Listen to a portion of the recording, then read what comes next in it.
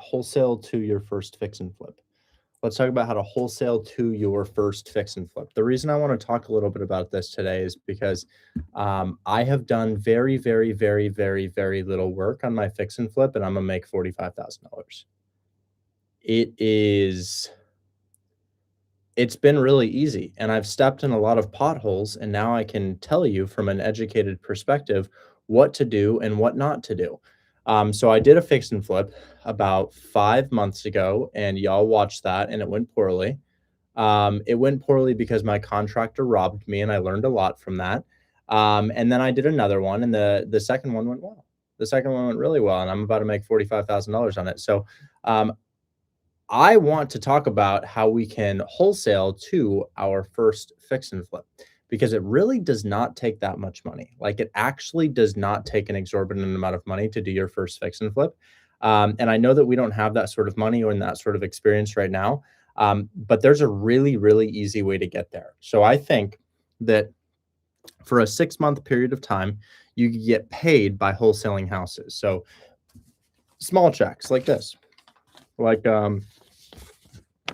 this one right here is for $4,000. This is a $4,000 assignment fee. And I think that you really can get paid while you're learning. So this $4,000 assignment fee is from just a really basic cash deal. And honestly, you could do a mix of cash and creative deals. But I think what my goal is here is to have you do the type of deal that you're going to flip. Have you source the exact type of deal that you're looking to flip for flippers so that you know when a good one comes along. Because if you're all over the place doing cash and creative finance, actually, I think it's a really good idea. I think it's a really, really good idea for you to be all over the place. But along that path, I want you to notice what's a good flip and what's not a good flip. So I'm going to break down why I decided to flip the house that I flipped, how I found the lending for it, how I developed the capital to do so, the potholes that I stepped in. And ultimately, guys, it's so that you can slow down. You know what I mean by that? I want you to either have rental properties or some form of passive income so that ultimately you don't have to work as hard as you've been working. Do you understand? Because you probably have to call 3 hours, 2 hours per day, right? If you want to make $30,000, $40,000, $50,000 a month wholesaling real estate, you should probably call 2 to 3 hours per day. If you're calling 2 to 3 hours per day, that's great. But what if you don't want to call that day? And what if you want to relax a little bit? Well, it's nice to have a secondary stream of income. It really is. And I can tell you that as somebody who has no wholesale deals in closing, it feels like I'm not doing any work. But in reality, I'm making $45,000. And 45 is a low end estimate. I don't exactly know what I owe on my loan, guys. It might be closer to $55,000 profit. But let's break down the deal first and foremost. So the markets that I would recommend flipping in are going to be cheap markets, the type of markets that we wholesale in. The reason that I would recommend flipping in cheap markets, and I get it, we don't have the money to flip houses yet. That's why I'm losing viewers right now. It's like, Richard, I don't have the money to flip a house. I know, but what you don't understand is that I'm holding like $50,000 in assignment fees right now. This is like a month and a half of wholesaling. In a month and a half, you could develop the money necessary to flip. And you're like, well, what is an assignment fee? Well, it's a finder's fee from finding a deal for somebody else. So the address that I'm sharing my screen on right now, it comes there, or the deal came from somebody else, and I paid them a finder's fee for doing it. Now, this particular deal, which is 13605 Tacoma Street in Detroit, Michigan, was found by a guy in Nairobi, Kenya. Nairobi, Kenya. That lets you know that you can do it. Now let's break down the numbers. So the goal here is to flip in a really cheap market. Some cheap markets that I think you should consider flipping in would be Indianapolis, Memphis, Birmingham, Montgomery, Alabama, Huntsville, Alabama. Make sure it's really populated. Cleveland, Ohio, Akron, Ohio, Detroit, Michigan. These are the areas that I would consider flipping in. And honestly, there's a lot more areas that are really cheap around the United States, but those are just some of the areas that my buyers are picking up deals in. So the reason that I want to flip in the cheap markets is this. When you flip a house and the price point is above $150,000, it's not appealing to real estate investors because if they buy that house to put a tenant in, their mortgage is going to be above what the tenant is paying. So if you are looking to flip a house, for the first time, I think your ARV should be no more than $150,000. And it's largely so that retail buyers are interested and real estate investors are interested. Retail buyers will be interested because it's a cheap house in their market and they can afford to purchase it. Real estate investors will be interested because if they buy this house, they're going to get themselves a nice cash on cash return. For single families, I don't want your ARV to really be above 80,000, or I need you to be able to offer it at $80,000. And for multifamilies, probably 150,000. Do you understand that when we sell a single family property, guys, it's almost always for like $60,000 to $80,000. So if you're flipping a single family house, perhaps you pick that thing up for $25,000. Maybe you put only $15,000 into it, and maybe you sell it for 75. That's what it could look like for a single family house. So we'll go ahead and do some of these estimations on our screen to figure out where we need to be for single family versus multifamily. But I want to run through the deal that's on my screen share first. Welcome, Willy Wonka. Okay. So first and foremost, let's go ahead and find out where that property is. I don't remember where it is. Let's go sold price. I bought that thing for $58,000. Let's put in a $60,000 filter and a $59,000 filter so that we can find where it was. And I'm gonna put in maybe past like 90 days. Where'd you go? Where's that house? Okay, we're gonna have to look it up on Zillow. 13605 Tacoma Street. That's 48205 zip code. 48205. And the house should be like right here, right? No. Where'd you go? Should be like right here. Maybe if I put in 58,000 to 60,000. There it is. Okay. There's the property. So I bought this house as a single family. So I bought this thing as a single family. And the first thing that I did when I bought it is I put it into spotcrime.com. I really wanted to understand what the crime was looking like, guys, because if you have a ton of bullets flying all over where your house is, it's just less than ideal. You see how there's not a single shooting here? Yeah, there's a ton of assaults and robberies and vandalisms, but there's not a single shooting, guys. And that's really what people care about. People care about shootings in the area. So it's not like this is a particularly dangerous area. Yes, there is definitely going to be crime there. However, it's not particularly violent crime. So the first thing you should do when you're looking at one of these deals, throw it into spotcrime.com. Let's just figure out what the crime looks like in the area. The second thing that you should do is comp. You should comp it, and you should understand your renovation budget. Now, unfortunately, this thing sold, so we might not have photos of the interior. Let me look it up and see if we have any on PropStream. I think we do have some photos on PropStream, but I think they're old photos. Yeah, the house does not look like that right now. We need to get new photos. So maybe realtor.com? Realtor.com? No photos on realtor.com? Maybe. No, we don't have any photos of it. Okay, no photos of the property. That's fine. We'll look at some other properties that are in distressed condition to figure out where we need to be. Anyways, so this is the property. Something interesting to note about it is that it was listed for $90,000 and we got it for $58,000. So that's good. That's good. That's a nice little discount there. And then another thing to note about it is that it was a single family that was previously a duplex. So check it out. This says this previous 2-family flat is now 1 room for everybody. So that was really appealing to me because I was thinking to myself, well, wait a second, we can convert the thing from a single family back to a duplex. So that was really, really appealing to me. Now, doing the actual comps, even though it's a single family, I wanted to comp it for what it would be when it was renovated. Property is currently, oh, we shouldn't go past that major road right there. That's a no-no. Don't go past any major roads. So we're going to go here to here to here to here. So property is currently a single family, but we put the furnaces back in. We did everything needed to make it a duplex again. So let's go ahead and comp this thing for duplex purposes.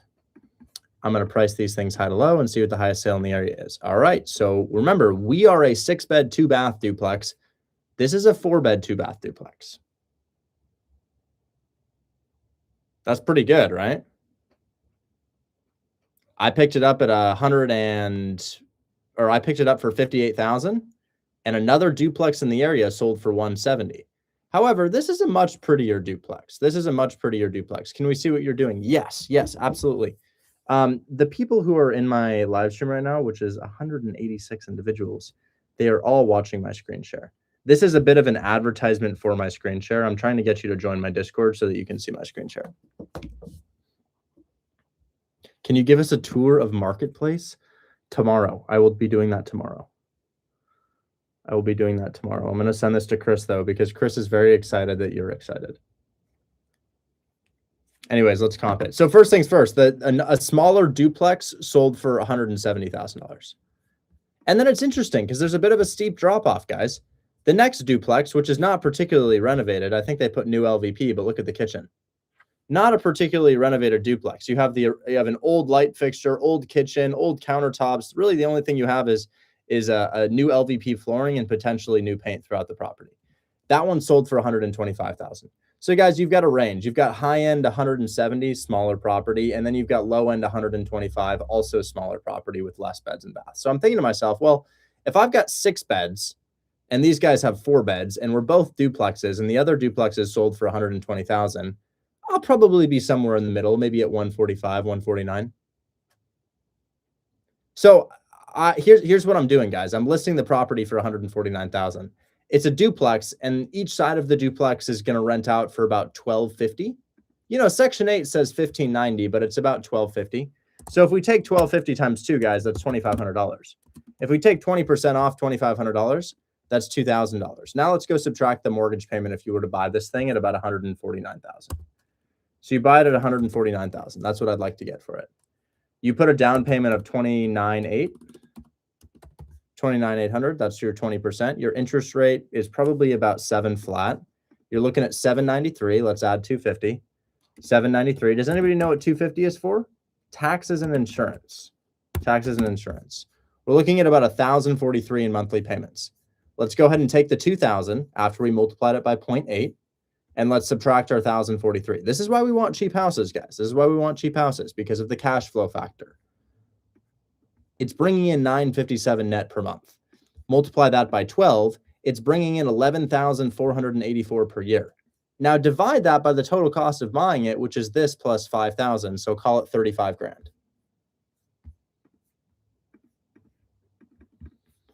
Guys, your ROI is 33%. It is a 33% cash on cash return. What do our buyers think about that? We know we have been wholesaling these houses for a while now, guys. What do our buyers think about a 33% return on their money? Really good. And guys, I just want to let you know, I have done nothing. I'm just playing the waiting game. I'm just waiting. You could do 2 of these per year and you'd never have to work a job. Hell, you could do 1 per year. A lot of people make $45,000, $50,000 a year in the United States, make it work. But a portion of that goes to your Roth IRA. A portion of that goes to your insurance and healthcare, right? Yes. Yes. So you're not actually making 45. Here, you're actually getting 45. Yeah, you got to pay taxes on the property. But let's say you did 2 of these per year. You're not working.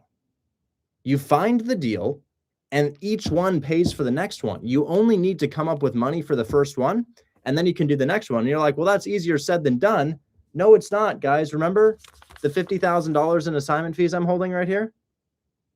So I think this is kind of an unparalleled opportunity, because if you flip a house and you've never wholesaled real estate, what's going to happen is you're going to have happen what happened to Harry.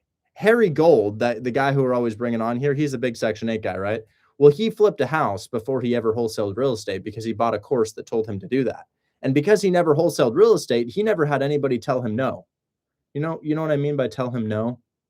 How many times have we canceled contracts, guys? A lot, right? So what does that mean when you cancel a contract? You got a bad deal. That's okay. You're learning. So you cancel your contract, make a mental note. Oh, that was a bad deal. What did you do? Did you get it 15K below list and then try to sell it to somebody? That's a bad deal.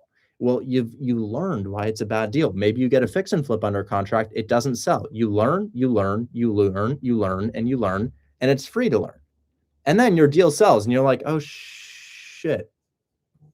Okay. That was a good buy. That was one of the ones I probably should have purchased, but I didn't have the money to purchase it yet. But fortunately, the guy I sold it to gave me $10,000. Who is the guy who had the duplexes in Albany, Georgia?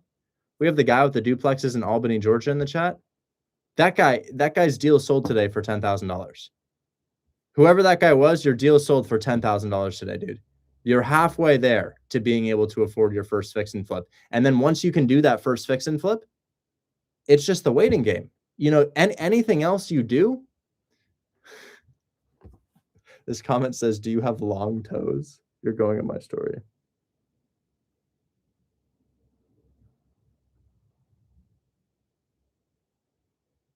I'm sorry. That has to go in my story really quick. Do you have long toes? Thank you. Yes. As soon as you start, it's just this ball that keeps rolling. And you have the money from the first one to do the next one, and then the next one, and then the next one, and then the next one. And then all of a sudden you have too much money and you need to buy a rental property, and then you're cash flowing. And then your taxes go down because you have depreciation. It's just this amazing cycle that I love for you guys to start. So guys, are we cool with looking for some deals, or y'all show me some deals? Because I'm ready for my next one, guys. I'm ready for my next one. And if you want to talk to me, don't worry, I will do questions, but I want to look at deals first. We can't, oh, this is great. Look at this. Past 2 weeks from a 19-year-old in the chat. Look at this. Past 2 weeks from a 19-year-old. Look at that. That's January 28th. That's not even past 2 weeks. That's less than the past 2 weeks, guys. Look at that. We got 3750. Guys, how much is this? How much is this? So you got 6,000, 7,000, 10,000. Guys, this is 22 grand a month. That's $22,000 a month. These are texts from a 19-year-old's phone. What? If that doesn't prove it, I don't know what does. But guys, when you have that money saved up from these deals, y'all should flip a house. Y'all should flip a house. Like, really, truly, y'all should flip a house. I'm going to come out with a fix and flip course. Hold on. I need to post this on my story too.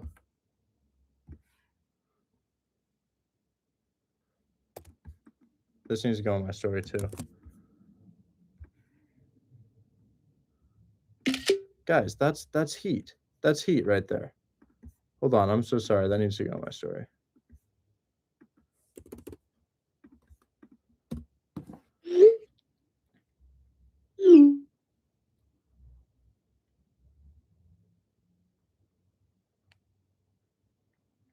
Especially as we're talking about it.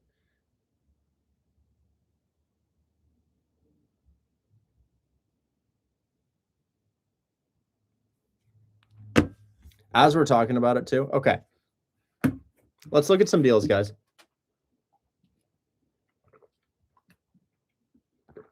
I purposely want to click on some bad deals first so that you know. Okay. Hey man, need wholesaler, kind of limping today. Any words of wisdom? Oh, you're a buyer? Look at this. This guy's a buyer. He says he needs a wholesaler. Well, there you go. There you go. I'm way older than 19, but I want to start. My issues are I have a ton of sellers accepting, but no buyers. Sounds like the deals you're offering might not be deals. Guy with JV, want me to, what's his username? Royal Foundations. We'll talk in a sec, man. I'll bring you up.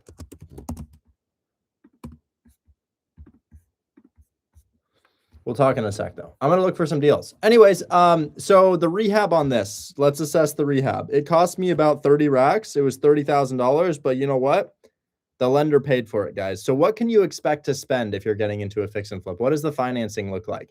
Well, the first time you're going to put down 10% plus closing costs, and then the second time 5%, and then the third time it might be only like 5K. And then if you continue to do it, you can build a relationship with them where you don't have to put any money down and they just give you the money for the entire project. So for the first time, that's one thing I forgot to mention, guys. The first time that you do this deal, I just got a text that says, I'm a broker in New York City. I have a deal with the seller's loan situation. They want you to assume the loan. Oh, we'll call that guy in a bit. Anyways, that's really good. But the first time you're putting 10% down plus 5K for closing costs, so about $15,000, and the rest of it is paid for. Yeah, I'm talking about a hard money loan. So here's what that could look like, guys. So for me, because I have a presence on social media, I spent no money for this deal. The entire rehab was lended to me. The entire purchase price was lended to me. Closing costs were lended to me. And then you know what else? No monthly payments. None. They did not make me make monthly payments. I have not paid a single dime monthly while this loan has been out. Sure, there's interest on the deal, but it's all being put on the back end. And when I sell the property, the entire loan is going to be paid off and it'll be good to go. That's it. That's literally it. Now, I have a lender in the Discord, but of course, these loan terms, they're person to person. So I've been encouraging y'all to do social media because it really does open doors for you if you start posting yourself on the internet doing deals. Like if you start posting real estate content and you continue to post real estate content and you just weave it into your personal content, you don't have to stop posting personal content. People are going to notice that and you're going to have money thrown at you. Like I got an email today from a person who wants me to mention their company on my Instagram for $10,000.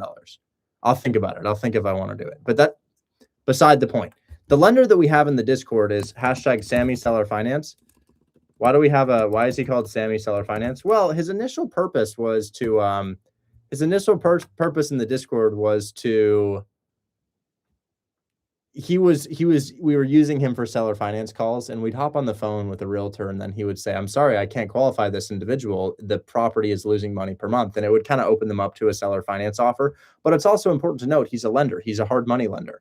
And hard money lenders, you can throw a rock and hit a hard money lender. Like if I go on my Instagram DMs right now and I look up hard money, oh my God, the amount of people who will be hard money lenders is insane. There's so many of them. You can compare terms. You don't have to wonder where to look for them. Like literally go to a Facebook group, Instagram, even this Discord, you will find a hard money lender. And we even have a hard money lender linked in the chat, Sammy Seller Finance. This guy is going to require that you put 10% down plus closing costs. He'll want 10% down plus closing costs. And then the next one that he does, it maybe will be 5% plus closing costs. And on the next one, it might just be closing costs. And on the next one, it might be nothing. So you eventually work up to that point, guys, and it probably only takes 3 or 4 projects, right? And I'll come out with a course in the Discord for free that y'all can take on this, but let's look for some deals. Okay. So if you have a deal to show me, I'd love to look at it. If you have a deal to show me, I'd love to look at it. But the first thing I'd like to look at here, guys, is fix and flips at $75K for single families. Fix and flips with an ARV of $75K for single families. So what does that mean? Well, the property should probably be listed for no more than maybe $60,000 because you're probably going to need this thing at like $25,000, probably around $25,000. Why are we flipping a single family for $75,000? Well, when you sell a single family at $75,000, your cash on cash return is absolutely insane. And the project might be really, really tiny. I mean to say maybe only a 10 or 15K rehab. Like I'm looking for a tiny, tiny, tiny, tiny little project, guys, the smallest rehab possible. You want to see a really big rehab? This is a really big, bad, ugly rehab. You can see that the house has been fire damaged. You see the fire damage? This is not the type of thing you should take on for your first project. I'm talking refinish the floors, add some paint, fix the electrical, something like that. Why not rent out the property? That's a great idea. You have that option. At the end of your fix and flip, you can either put tenants in your property and refinance your lender out. We may have moved past that too quickly. You purchase the property for $30,000. You put in $15,000 rehab. You have $5,000 closing costs, and you have perhaps maybe $4,000 of holding costs. All right. You're in the deal for a cumulative. Come on. You're in the deal for a total of $54,000.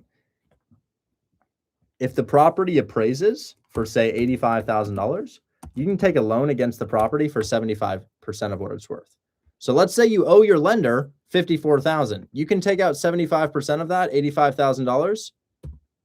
And that's 63 grand. And you can refinance out your original lender. So if you're like, well, what happens to my original lender? Well, if you want to rent out the property and you're not selling the property to pay off the previous debt that you got to renovate the property, you refinance, and the refinance pays off the hard money lender. And that loan that you refinance the hard money lender out, it might even give you 5 to 10K cash back at the close of escrow. But then beyond that, it's a 30-year note. It's 30 years. You can't see your screen. I'm not showing anything on my screen, but it's a 30-year long note, guys. So you get to pay back that lender for a long time. You don't have to worry about, oh, well, is this a 6-month loan, a 12-month loan? And then what's your payment on that? Guys, your payment on $63,000 is like $500 per month, and the house is going to rent out for like $1,300, $1,400, right? We've been looking at deals all week long in Detroit, Michigan that rent out for that much. So let's go ahead and find one, guys. Let's go ahead and find one. Now I'm going to share my screen. We'll look at a couple, okay? So the first thing I'm going to look at, because it's kind of hard to find multifamilies in Detroit, is a single family that we can get for, it's listed for 60, and perhaps we're able to get this thing under contract for maybe. Actually, Rich, dude, I'm sorry, we can't. There's like a ton of stuff in your background right now. I'm in an example right now. Anyways, oh, this guy just got listed.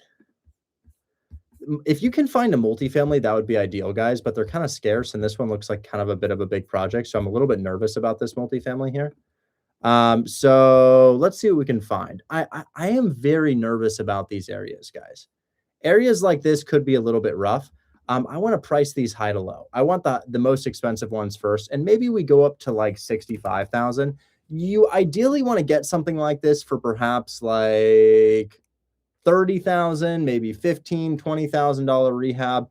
And maybe you get it for less than 30,000, guys, because I really do think it would be awesome if the ARV could be 75.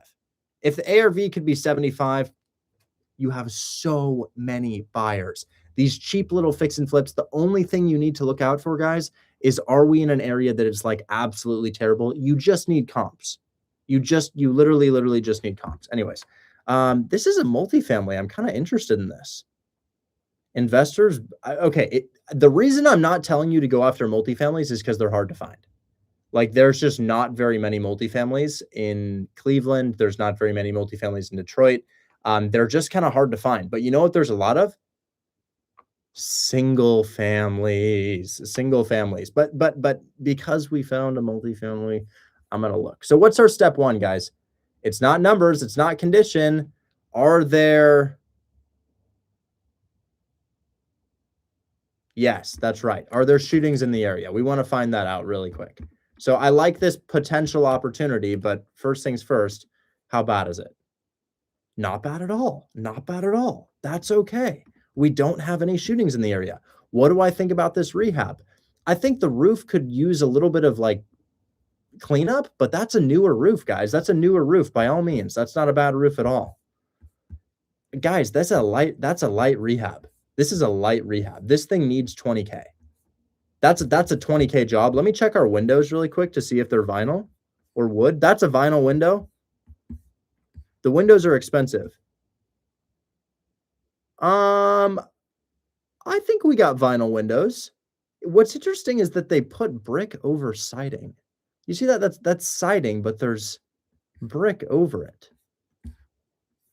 We might have to look into that, but overall it looks to be okay. The boards on the window is not a problem. That's okay. Okay, this brick 2 unit in the LaSalle College Park neighborhood, seeking a new owner to turn it back into a cash flow machine. 2-bedroom, each with a living room, dining rooms. Okay. No seller finance. I don't need to seller finance, but that is probably my fault that that's there. No, we don't. Why would we want to seller finance this, guys? Come on. We would not want to seller finance something like this. Even if we could, we wouldn't want to. You only want to seller finance on the good condition ones, guys. Seller financing is a rental strategy. This is a flipping strategy. I've been a realtor for 9 months, and the majority of my clients are investors. That's awesome, man. Yeah. I am the same, and I am actively purchasing. Anyways, let me go ahead and comp this thing. So where's my comp range, guys? I'll start small and I'll expand if I need to. I think it's this triangle right here. Let's go. Boom. And then, by the way, I am buying. So if you have something like this, I would love to buy it. I would love to buy something like this. And I'll even consider your single family. I mean, I don't really want to consider your single family, but I will. Now let's go ahead and reset all of our filters. Oof, lots of houses for sale here. So I'm going to go for sale to sold. Look how much activity is there, guys. Look how much activity is there. But first, we need to understand the dimensions. 2-bedroom unit. So it's a 2-bed, 1-bath, 1825 square feet from 1930. Remember, 2-bed, 1-bath, 1825 square feet from 1930. Now I'm going to go ahead and click sold. I want to comp multifamilies, but understand, guys, there's probably only going to be 3 multifamilies. Yeah. Oh, yeah. Okay. So there's like 3 multifamilies. Let's price high to low. Okay. So the first one, is this a comp? No, that is not a comp. Second one, is this a comp?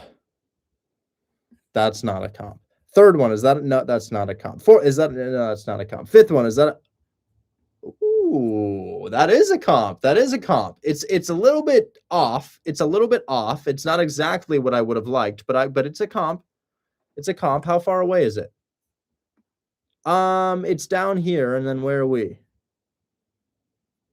Oh, we're not. What? It's not going to show us. Where'd the house go? What do you mean? Where the hell did it go? You're not gonna. Why did it disappear like that? It's literally the neighbor's house. Look, we're right there, and that comp. Where'd the other one go? Goddamn. Okay, we'll draw it back. We'll draw it back. They both disappeared. So we're like right around here. I think that's the neighbor's house. I want to buy this property. Like right here, right now, I want to buy this property. If y'all had shown me this property, I would have been paying you an assignment fee right now. Now, the only thing I'll say is this thing sold in 2023. Yeah, that's rough. That's technically not a comp because it sold in 2023. But I'll let you know, it speaks to the area. It does speak to the area. It's not irrelevant information. It's just not immensely relevant. Let's do past 12 months. And let's do multifamily past 12 months. What do we have? Yeah, no, there's no comps. There's no comps in the past 12 months. But you do have a comp in the past 24 months. And you know what I'll do is I'm going to comp with single family to understand what it could be worth. The single family will help me know what my multifamily could be worth. And it's not that I'm going to say, oh, well, this is what my multifamily is worth. It's just an idea. It's just an idea. So we'll do houses too. And remember, a lot of houses that are houses are actually duplexes in Detroit. So that does happen a lot. So let's go to I'll stay my past 12 months. I'll stay past 12 months, guys, and I will price high to low. So let's price high to low. There's my high to low. And then we have multifamily and single family selected. So your highest price point single family in the area is about 130,000. Then you got another one for 129, you got another one for 125, you got another one for 120. So we know exactly what we're going to sell for if we're a single family. And honestly, it's kind of enticing to flip single family here. The reason I think it's enticing to flip single family is look how many there are. I mean, that's a pretty proven market for single family, guys. Do you think these are fix and flips? One easy way to find out if these are fix and flips is to, and remember, you can wholesale this. So this is all relevant information to you. Let's go to realtor.com. No photos on realtor.com. Do we have photos anywhere? Apartments.com, $750 per month. Damn, that's terrible. That's terrible rent that they're asking. Why are they asking so low? Don't they know Section 8 would pay almost 40% higher than that? Maybe we have photos on PropStream. I want to know if that thing got flipped. Photos? Yeah, okay, that's more accurate. Yeah, that's more accurate, guys. Look at this. Yeah, they flipped it. You can tell. Look at the kitchen, LVP. Look at the sink, look at the walls, look at the bathroom, the professional photography, how everything's clean in here. Yeah, that's a flip, guys. So they flipped this house. One other check that we can do is we can actually see New Door LLC. So there's your buyer. There's your buyer. That's who did the deal. New Door LLC was the person who purchased the property. They bought it for, looks like 93 or something. Wow. Well, not bad at all. Not bad at all. New Door LLC flipped it. So it's like you got a lot of comps for single families, not a lot of comps for multifamilies. And I honestly think the lack of comps for multifamilies is honestly, it's probably just due to the fact that there's not very many multifamilies. But look at this. This person seemed to think that their multifamily was worth, it's a duplex. They seem to think it's worth 189. Let's figure out where I would need to get this. I'm going to estimate my rehab because I am still interested. Despite the lack of comps, guys, I am interested. The only other thing that I will see is going to be the Section 8 rent. And I'll let you know, guys, when I say lack of comps, it's different than lack of comps. It's like this type of asset is rare. There's lots and lots of comps, but not quite like this property.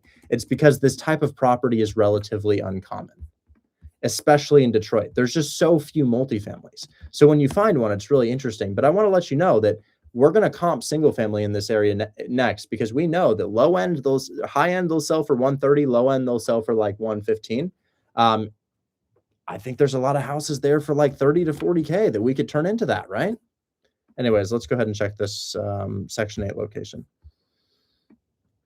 So I'm going to go here. Here's the Section 8 website. Let me go ahead and throw this in the chat. What do you think about single families that are also duplexes? Yes. If you can find that, that's great. It's just kind of hard to find. Detroit is in Michigan. So we're going to go to Michigan. And we're going to go to Wayne County. And we're going to click next. Then we're going to grab the zip code of this place, 48205.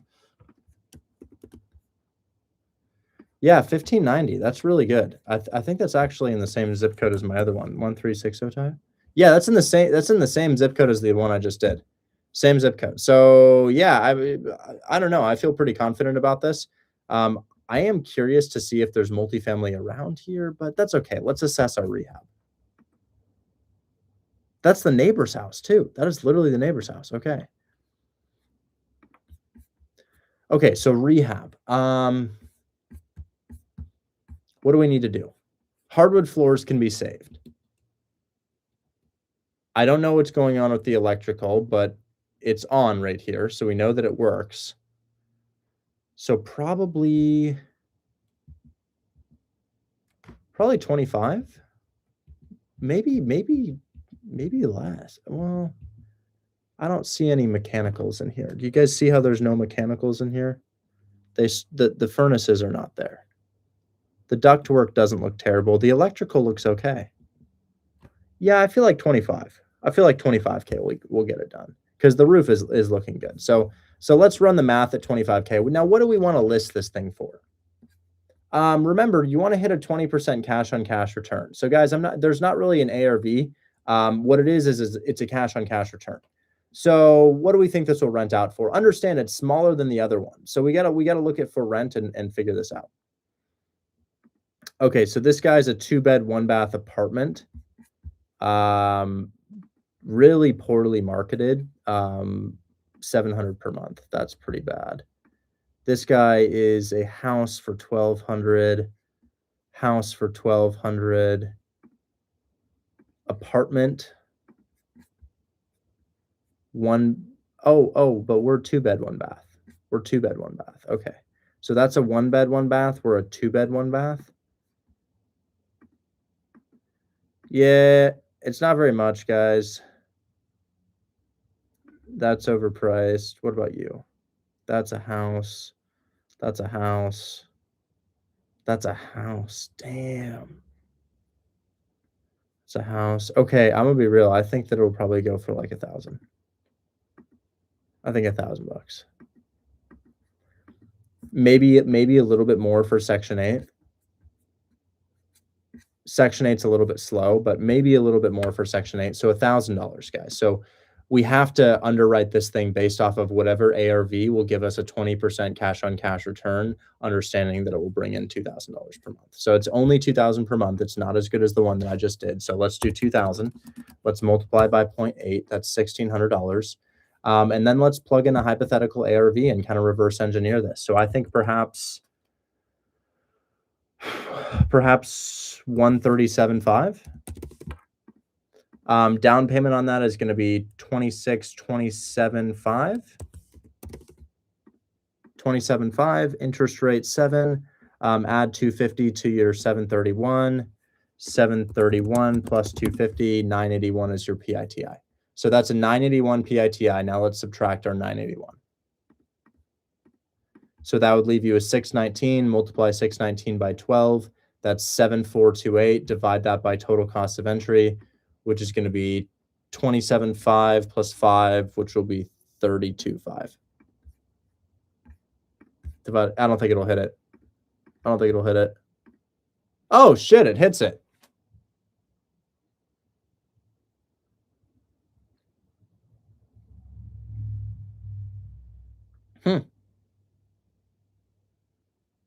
So I think you're safe at 135. Let's rerun it at 135 to check. 135 ARV. Your down payment changes a little. Now it's 27,000. Your interest rate's still 7. Let's run it at, we'll do 7. We'll do 7 because slightly higher amounts go for 7. You're probably looking at 7.5 if you're looking at a 65K purchase price, but 7 is possible for 135. So that's your down payment, 718 plus 250. Let's do that again. So you have,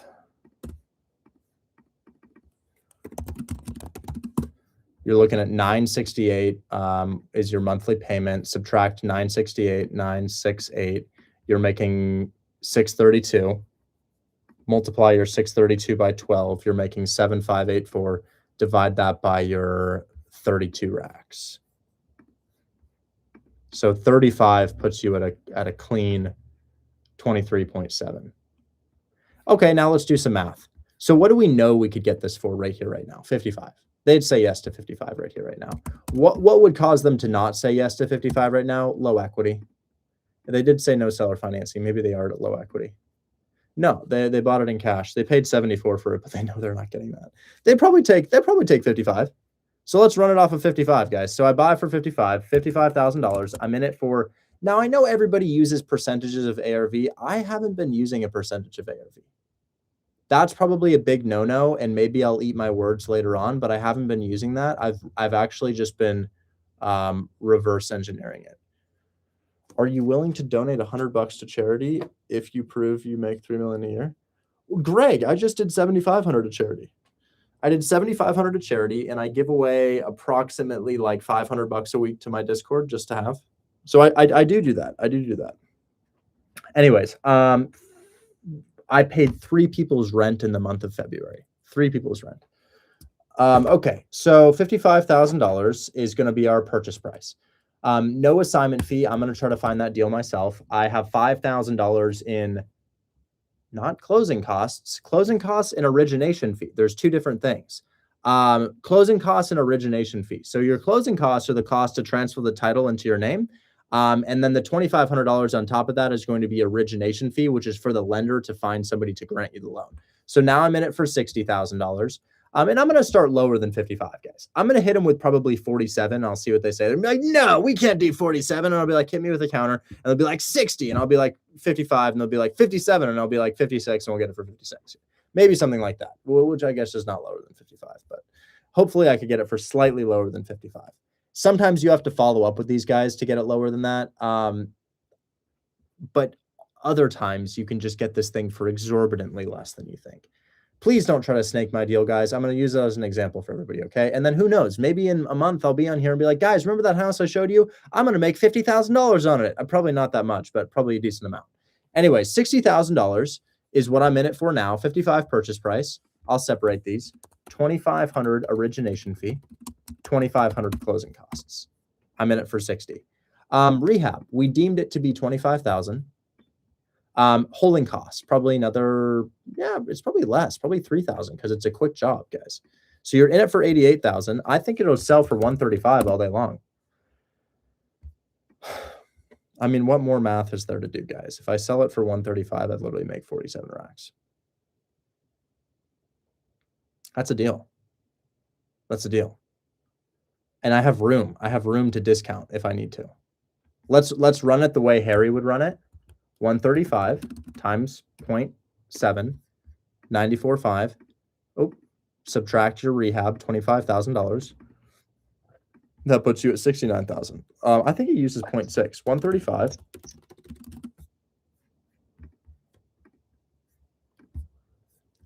multiplied by 0.6 puts you at 81,000. Subtract your $25,000. That puts you at 56,000. So yeah, guys, that's right on the money. You were right on the money at 55. Where should I start? Chat, where should I start? I'm about to call. I'll do questions after. Chat, where should I start? 45, 16-year-old Amari says 45, 20, gosh, 47, 47, 40. Guys, those are wholesale numbers. I'm the buyer here. I'm the buyer. That's where you start if you want me to pay you 10K for this deal. I'm going to start at 50. I'm going to start at 50. And I might send my guy there. So I might start at 55. No, let's start at 50. Come on, let's start at 50. Let's be real, guys. I want to set a good example for everybody. So as the buyer, I feel good buying 15K below list. So as the wholesaler, you need to get it. I'll say it again. As the buyer, I feel good buying it 15K below list. As the wholesaler, you need to get it. You understand? There's 5K. There's 5K lying on the ground for you right here. There's some checks lying on the ground for you right here, but you just need to get it at the discount I'm looking for. Will you ever let seller choose title company? Yeah. Sometimes they demand it, and I'm like, okay, whatever.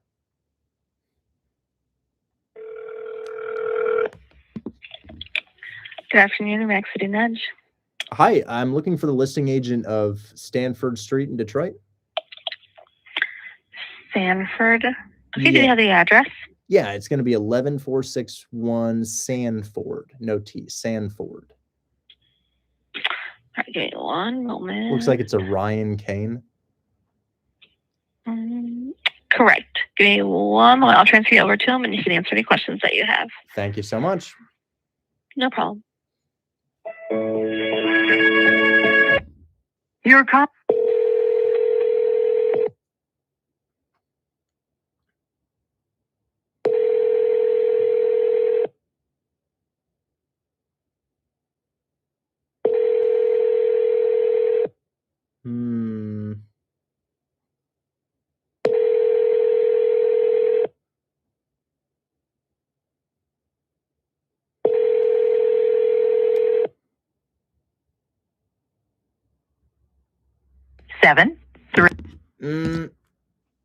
He didn't answer. I'm gonna see. Well, that must have been his cell phone. Maybe that was his office phone. Let me go ahead and see if I can find his phone number elsewhere. Sometimes PropStream will have the phone number for you.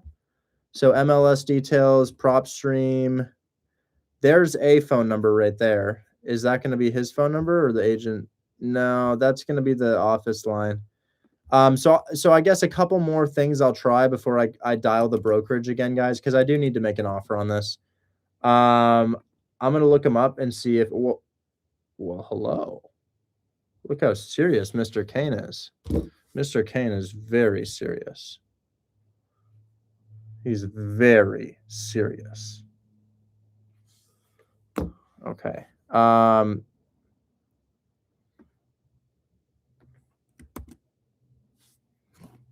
Have you ever used Property Reach? Not familiar.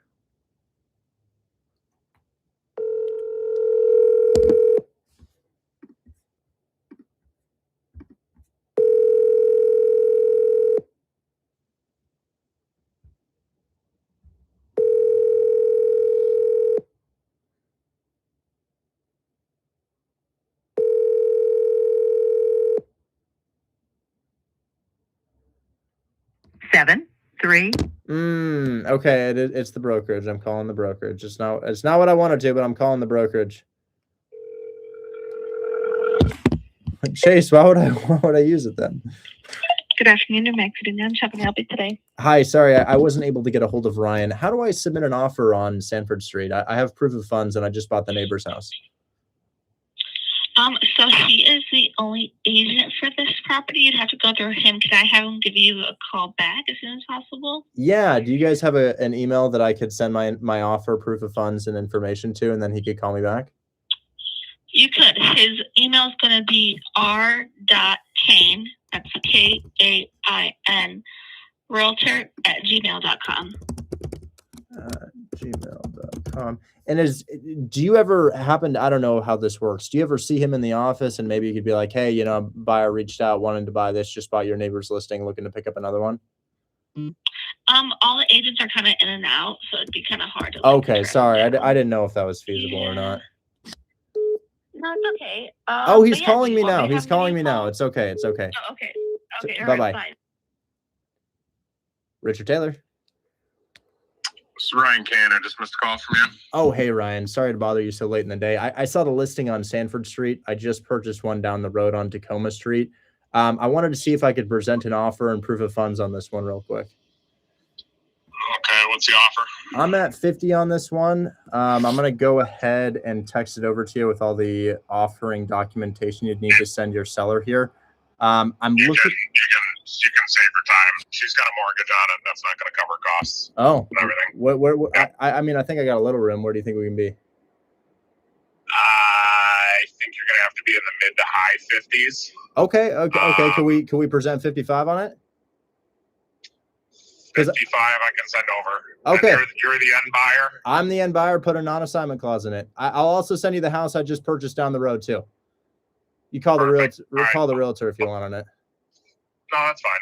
I trust, as long as you're sending me proof of funds and, you're the end buyer and there's not going to be any. Oh, I got it. We got a lot of wholesale. With novation and if. Oh no, I love to wholesale, but I'm flipping this one. Okay. All right. Shoot me over the info. I'll text you my email. We'll go from there. Perfect. Thank you so much, Ryan. Appreciate it. Talk soon. Bye-bye. All right, bye. Okay, I'm excited again. It feels like I got a ball in motion. And obviously, guys, am I considering this like a crazy discount win? No, I'm just excited to flip another property with appropriate margins. So 55 was where I wanted to be. I started at 50. They said it was a no-go. I came up to 55. But I actually have another chance at renegotiating. Every single time I do this, I send my contractor to the property and the contractor gives me a second opinion. And if the second opinion is this thing is needing more, I can drop the price again.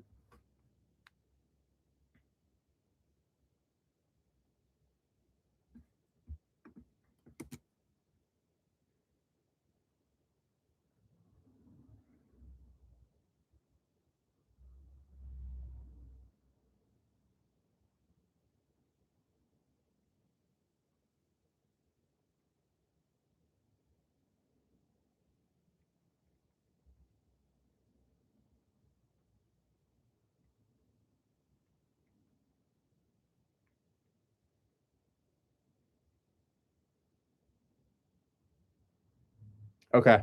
I'm going to email him. You guys want to see how I write my email?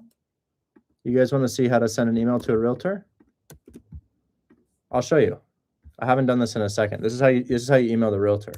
So you're going to do offer dash Sanford Street. You guys see the need for low equity mortgage takeovers? You guys see the need for that? Show us your Rose toy collection. What is that? I'm not in the know. Am I going to get banned for saying Rose toy collection?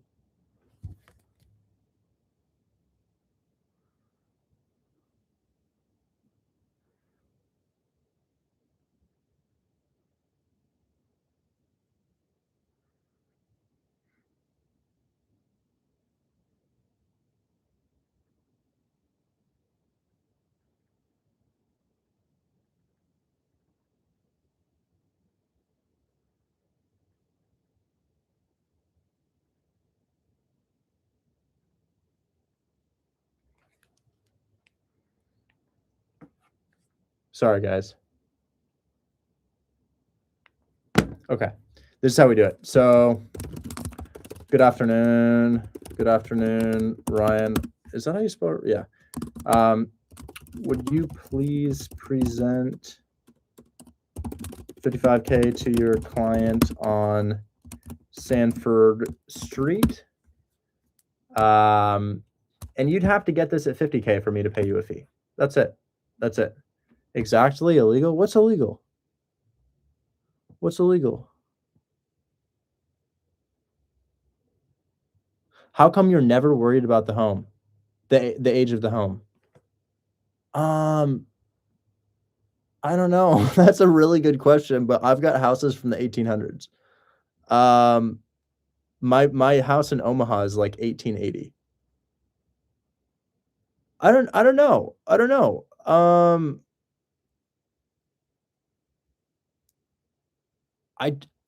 You send the inspector in, and it's in Detroit, Tango. It's Michigan. You send the inspector in, and the inspector tells you what's wrong with it. And honestly, houses were built way, way, way better with way more attention to detail than they are now. I think a lot of people don't think they need to get new constructions inspected. New constructions are oftentimes worse than distressed properties that were built in the past. Elijah, that's good. Harry, I've been live streaming Burr deals all day long. Nice. What's the best way to find out mortgage information about Parkview? Like what the monthly payment is and what the interest rate is? Oh, I think we have a, I mean, I'm just going to give you an estimate on PropStream right now. Okay. But I can get you the mortgage statement, 10309 Parkview. Guys, here's a buyer calling me because he wants one of my deals, potentially. So let's figure this out. So this is, it looks Someone like will want the it. I actually have someone in my community wants it. the payment is $390 per month plus taxes and insurance, but it's distressed, so taxes and insurance are probably like $150. So I'm guessing you're paying $540. Okay, that sounds about right. And What is the interest rate? I don't know. It says it's higher than I thought here. I thought it was at 3%. Let me ask.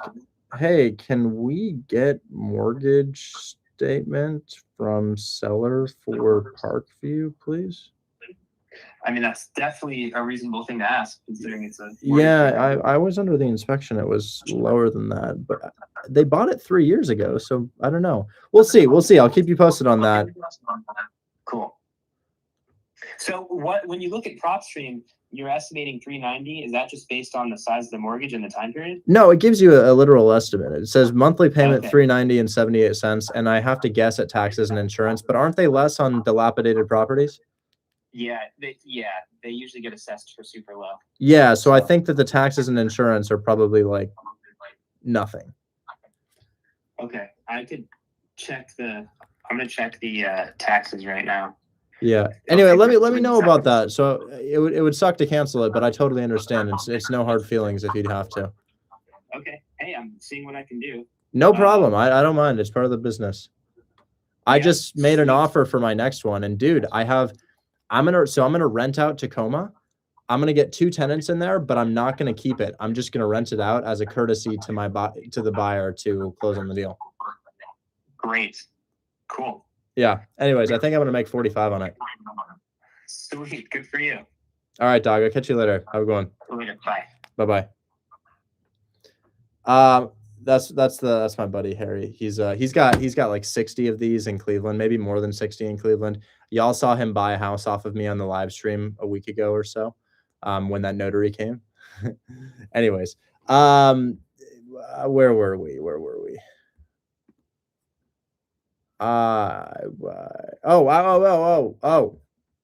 On Sanford Street. I'd and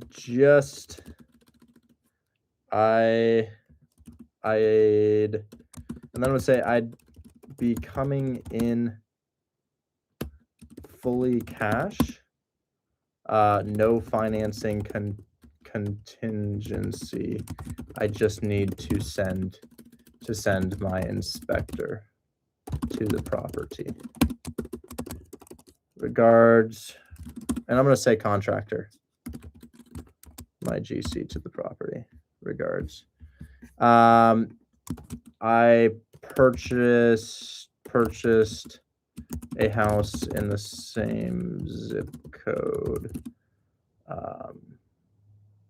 in late November.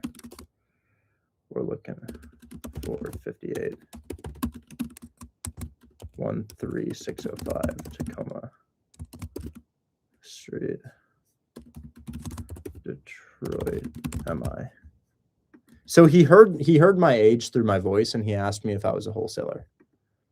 Okay. Would you please present 55 to your client on Sanford Street? I purchased a house in the same zip code in late November for 58.5 13605 Tacoma Street. And then I'll go ahead and I'll attach proof of funds for him, and I'll send it. And if you're like, well, where do I get proof of funds? Go to hashtag POF. Hashtag POF. It's right there. Anyways, let's grab my proof of funds for my bank account really quickly, and then I'll do questions. And I'd also like to look at deals. If you have a deal, that would be really cool. I'm going to call the agent back really quickly and ask him if I can walk the property.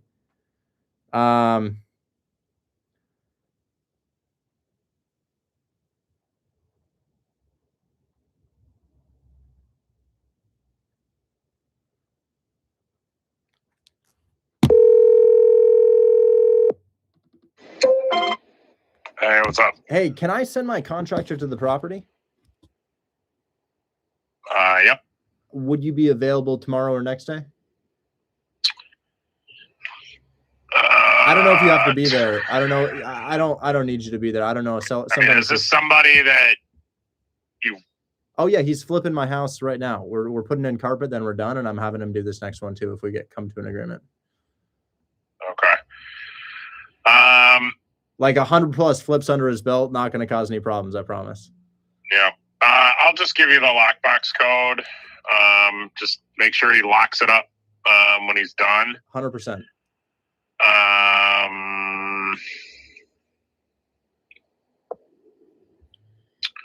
Hot water tanks and furnaces are in storage. Oh, you took them out. We actually had ours stolen twice. That's good. Yeah, they are in storage. I'm 95% sure on this one. Do we get them with the house though? If we yeah, we're not going to install them, but you can have your guy come pick them up. Yep. It was actually insane. I think after they stole the furnaces, people were just breaking into the house because they needed somewhere to stay when it was like -5 at night over there. Yeah. But no, it's been terrible. Yeah, that's a very common problem here in the city. Lockbox code is 1990. It's on the electric meter. Perfect. Out back. There is a lockbox on the gas meter out front. That is not the right lockbox. So make sure he goes to the electric meter out back. Keys are for the front left door. He has to go through the basement to get to the lower level unit. Okay, keys front left door, and then it's not the one on the, you say, gas meter in the front? Right. You know what? I'm just going to send you a picture of the. I took those notes. All right. All right. Let me know once he goes, and then we'll go from there. Perfect. Thank you so much. Do present that offer. I don't think I'll find anything terrible. The roof looked good.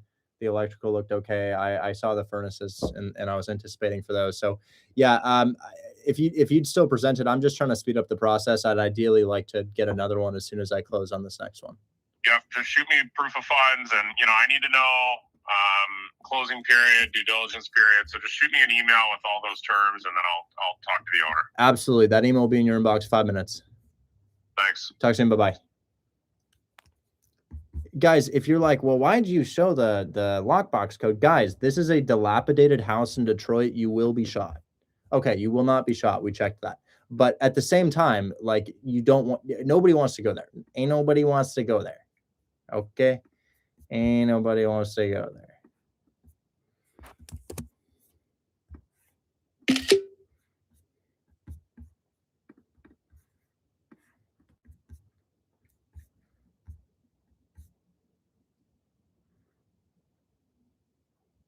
Okay.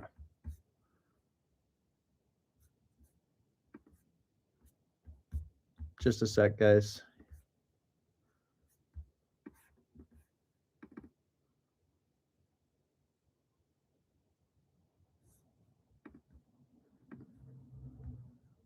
I'm just going to get him my...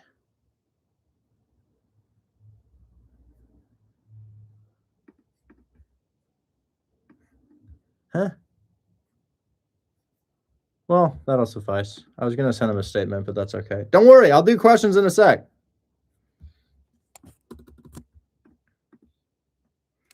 So we're going to be looking at...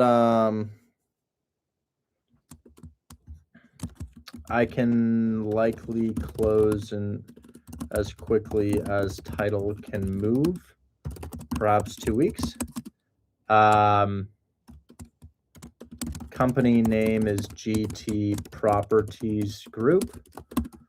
GT Properties Group, and then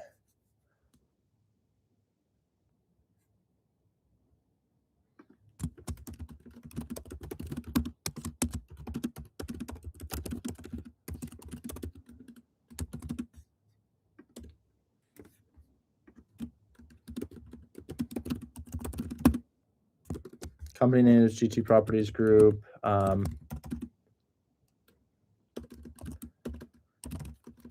like to split closing costs with the seller.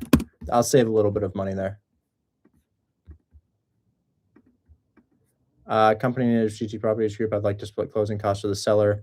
Signee for GT Properties Group LLC is Richard Taylor.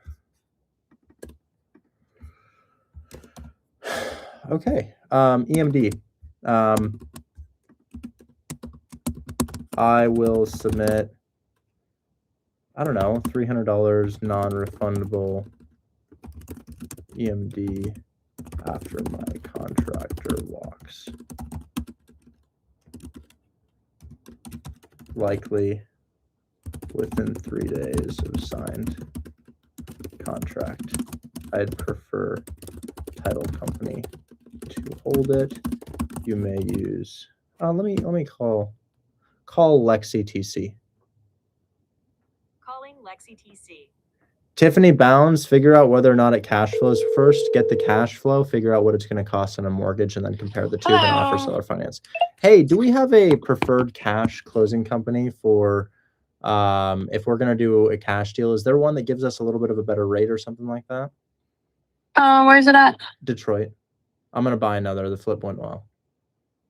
I can check. I think we used Speedy last time and they did really good. You're not going to want to close with closed if you're just doing a cash deal right now, because you can probably get better closing numbers. Let me check my email and then I'll tell you which one we're going to use. Are you sending a contract right now?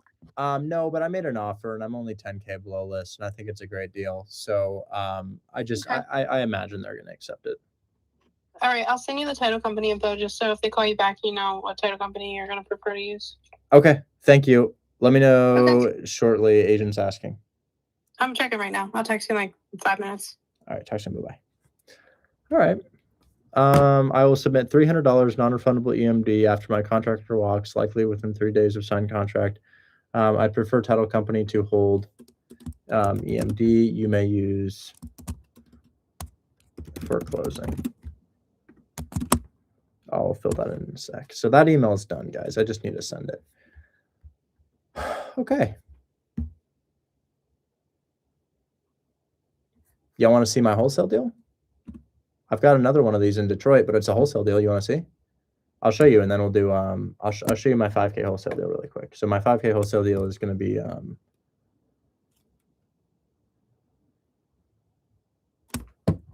Damn, what is it? Hold on, I forgot.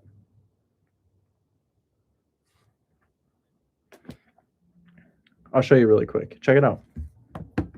Okay. One of you might even want this. It's so good, one of you might even want it. Maybe I can find photos on PropStream.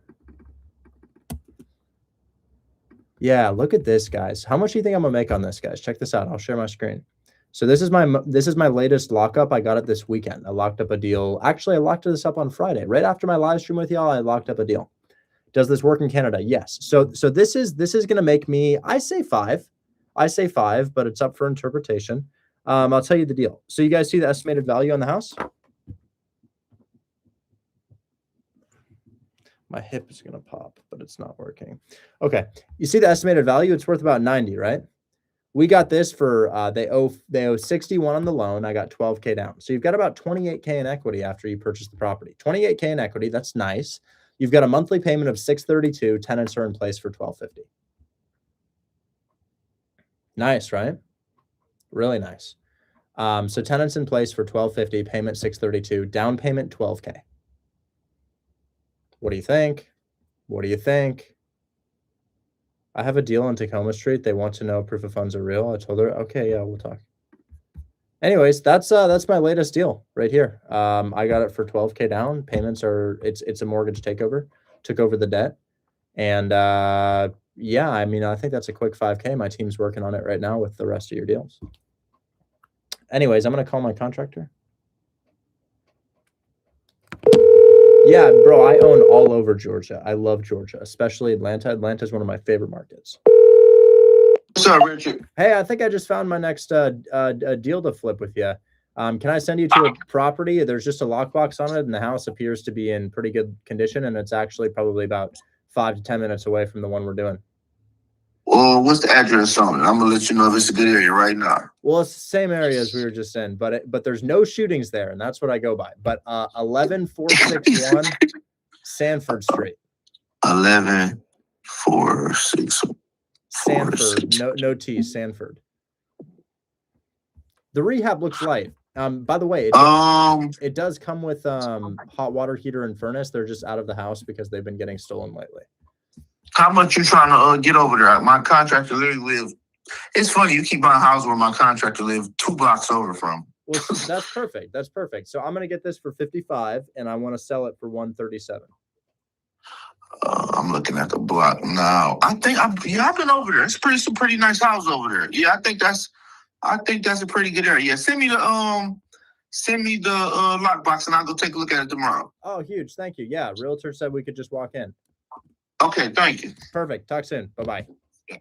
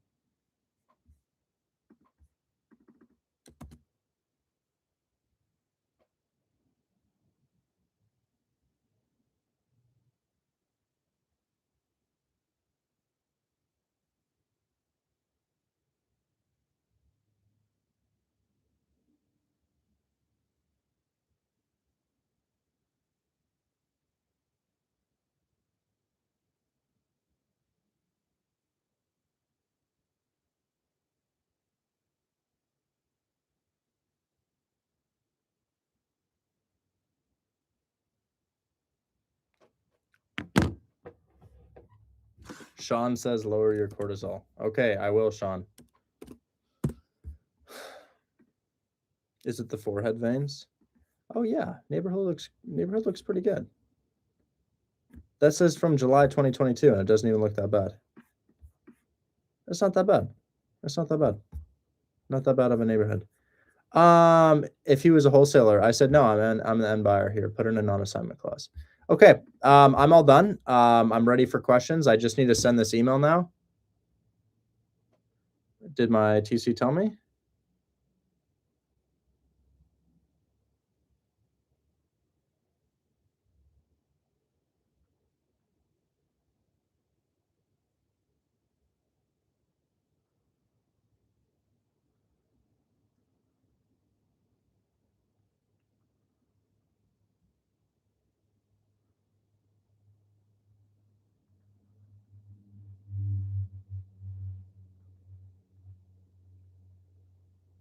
Okay.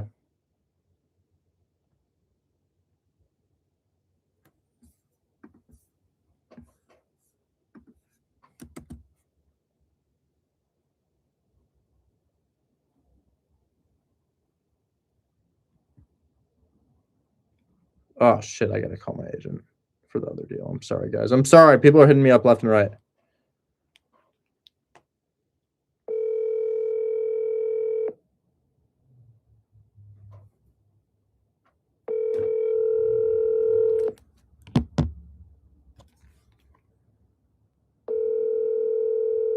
Damn, I don't think we ever got it. Come on, give me the mortgage statement.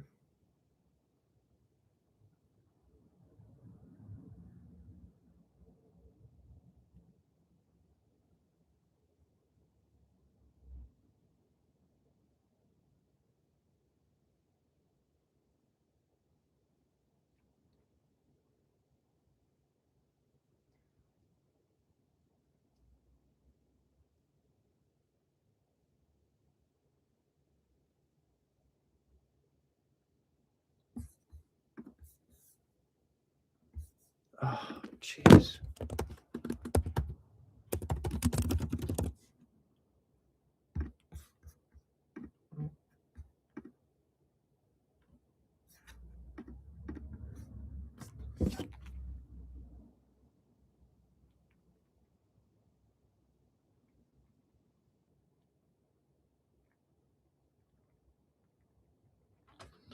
All right, we didn't get that mortgage statement, but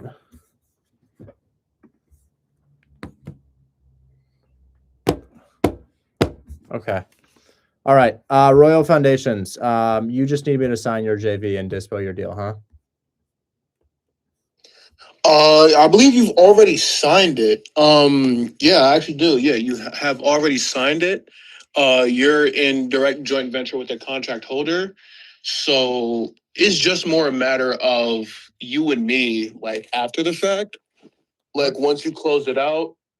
Let's get this thing And sold. I don't recall signing it. I don't recall signing it. So I'll share it over to you right now. Houston. What's the title of the email? JV contract 6040 PDF. Here, I got you. Richie Rich. Boom. Take a look at your messages.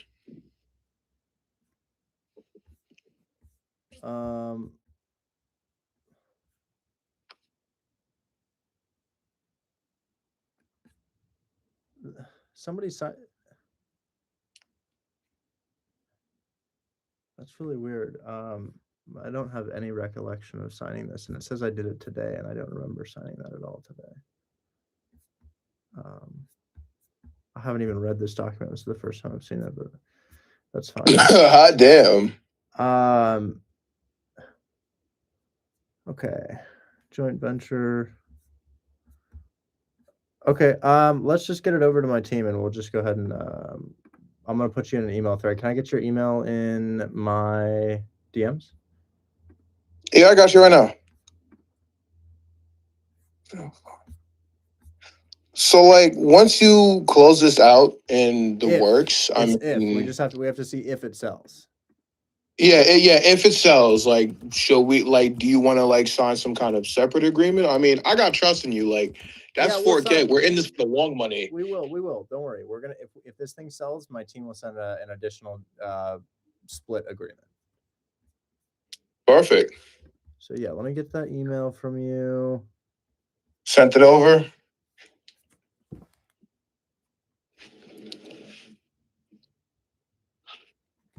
And then let's get this with my dispo girl, Shell.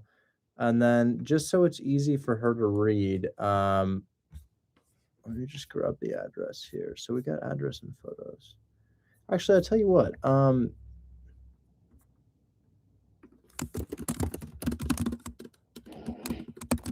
I believe I left everything in, like, on the matters of the property in and of itself in the DMs on your Discord. But I can copy and paste and throw it in your DMs if you need it. So mortgage balance 403.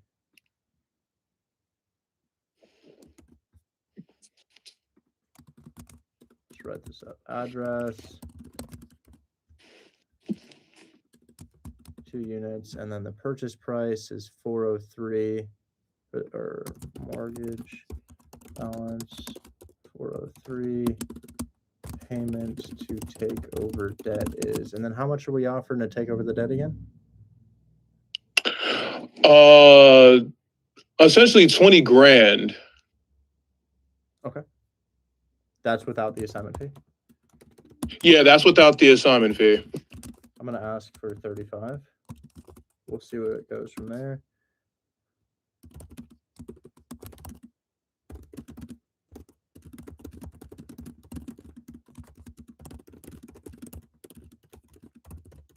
Are we keeping 40% or 50%?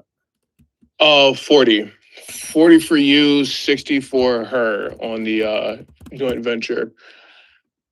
Okay, so 35 down, 403, and then amount to take over debt, and then PITI. PITI is going to be 3. That's including taxes and insurance. 3217. Actively rented for, what was it, 4,000? 4,600 currently, but only one unit is occupied. The other is vacant, but that's what it can rent out for. We told the current tenants in one unit that there's going to be a new owner, so they're renting under market because, you know, they're apparently personally involved with the owner. Like they apparently know them. What's the So lease they're on just- one of the units? What's the 1 unit's lease? I'm sorry, hold up. I just got a text about this. In other unit, 1850. So how is it going to rent for 4,600? It's just under that much. I don't know. I'm just getting a text. First, we just figured out that it's 2,300 per unit. Oh, she's in here. Oh, okay. Hold on. She's apparently watching. I don't know if she's watching from Discord, and the tenant leases month to month. I don't know if she's in the Discord or if she's in TikTok. It's fine. I just put you in an email with Shell. We're gonna go ahead and dispo this. I think it should be pretty easy to sell at 5.7. Oh, okay. That's what she meant. 1850 is how much the current tenants are renting out for under market, is what she meant. It could rent out for 2,300 per unit, as I thought, but the person that's in one of the units is just renting under market.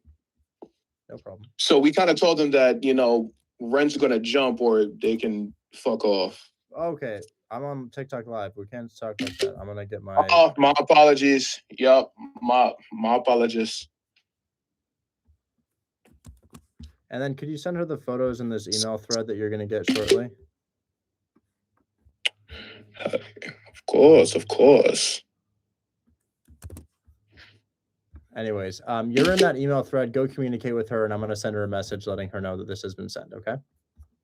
Perfect. All right, we'll go from there. Talk soon. Okay. Bet. Actually, while I have you, I do have something in Detroit, Michigan.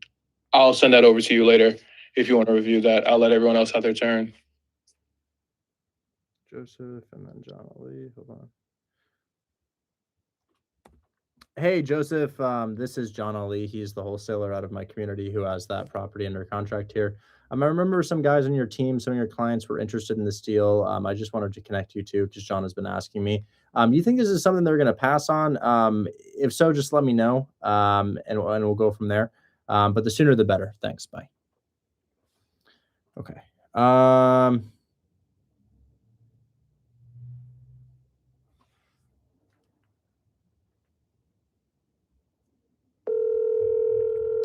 got to send this email really quickly, guys. I'm sorry.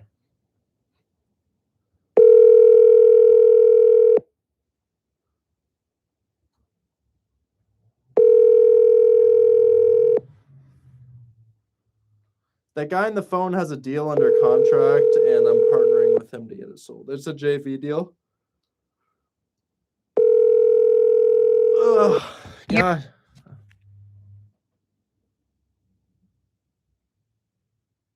Really need a title company that will do that.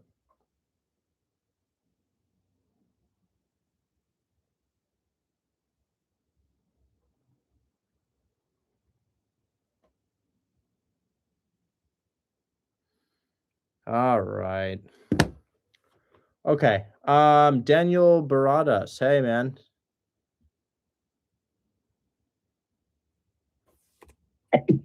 Hello. Hi. Hey, Richard. How you Hey, I doing? have this property on Tacoma Street.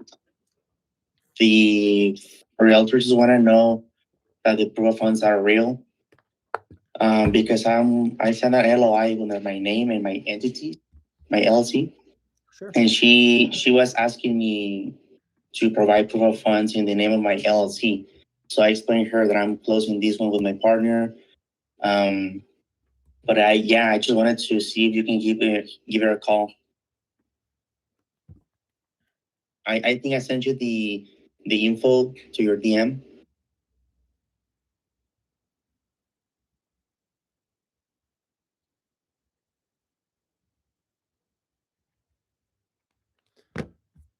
Just got it. I'm checking it now. Oh yeah, wow. Yeah, It's the property, she told me that 58 because I offer 58. And she said it's pretty low. And I caught her with another property because I closed one on Tacoma Street on Friday. And it's a turnkey property. It's in really good conditions. I submitted it to this on Friday, and I got a hold on Shelly today morning. And I explained Adrian, which is the realtor, of this property that I got the other one at 58, and it's in way better conditions than this one. So, Oh, good. Yeah. So what do you need me to do? I mean, you can just, she just wants to know that the proof of funds are real. Sure. Because I sent the screenshot and she just wanted to. Sure. I'll give her a call.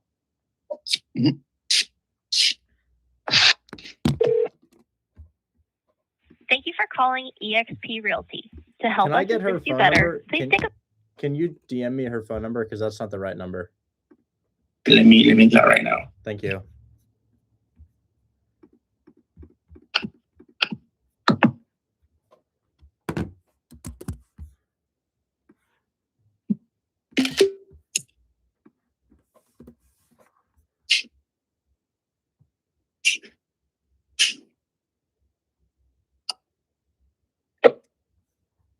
I have a cash deal. Sure. I just send it to you. Yeah, let's check it out. Okay.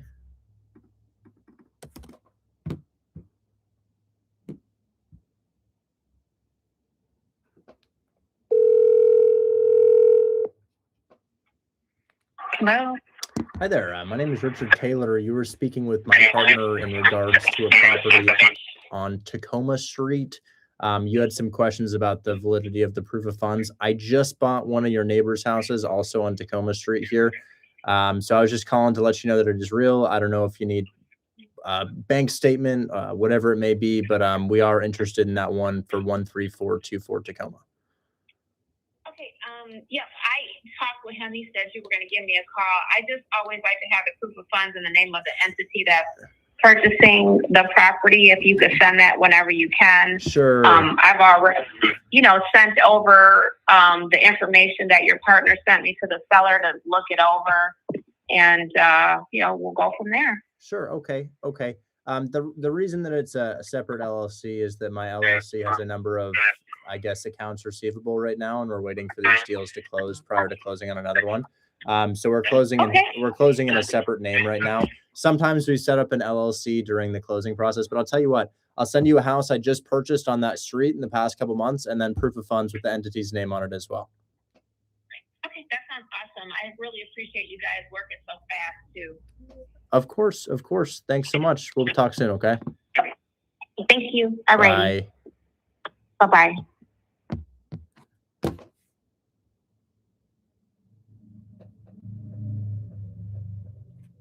Okay. Yeah, civil investor, I got you. So Daniel, I got you. Go ahead and send her. I'm gonna get you some proof of funds. Perfect.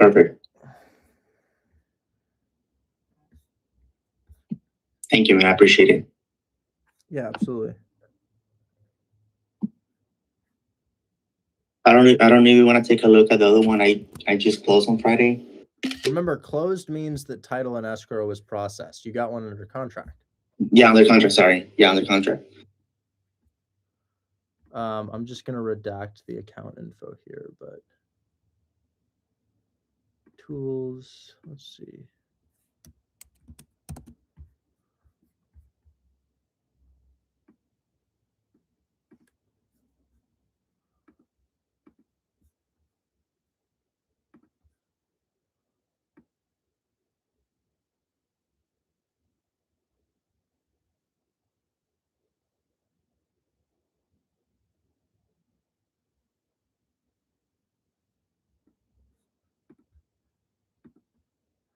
Okay, you can send this over, text that over to her right here. And then I would recommend saying that you just closed.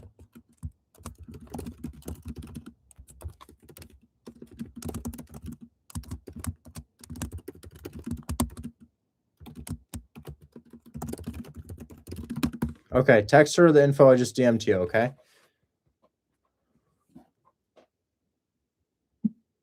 Perfect. I will do it, man. Thank you. I am waiting from Saturday and holding realtors to talk with me, partner. Sam, what are you talking about, man? I don't know what you're talking about.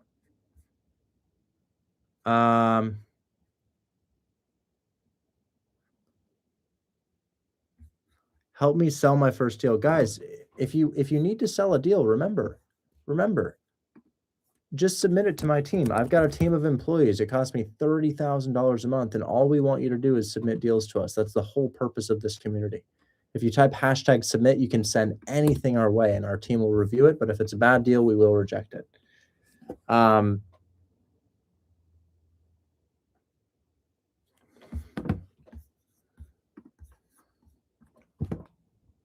Call Lexi TC. Calling Lexi TC. It is through the Discord, yes. Yeah, on my Discord. I just did it today. Uriah, I just did that today. Like, we spent an hour doing it. Hey, are you sure that's the best title company? Because I really don't want to pay $5,000 closing costs for a cash deal. No, I just texted Adrian and told her that I need a good number for this closing. I'll negotiate the closing costs if they're more than any other standard title company. Okay. They're just going to be the easiest to work with. Okay, that's fine. I'll tell them. Yeah, I'll match anywhere in that. I got you. Don't worry. Just use closed. All right, closed title with closed title. Okay, got it. Thank you. Okay, you're welcome. See ya. Talk I soon. mean, really, just to give you a ballpark number, they said it'll be around $600 on Six, their closing fee. 600? Yeah, which is pretty standard. Yeah. Why That's am, just their closing but fee, I and then just you got closing costs. when I bought Tacoma, my origination was 25 and I paid like 6 in closing costs. Yeah, 6,000, because you got to think you've got county like prorated tax. You got other things that you got to pay, like doc stamp fees and closing costs in general. But I'm talking about the specific closing fee because that's where it's negotiable.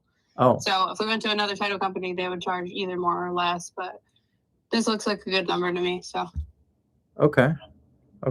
Yep. Perfect. Thank you. So it's not going to be 600 total. You're going to have other closing costs, but like the standard ones. Okay. All right. Thank you. All right. You're welcome. See ya. Bye-bye. Townhouses are virtually impossible to sell unless it's like a penthouse of a townhouse. Who is asking for that rate?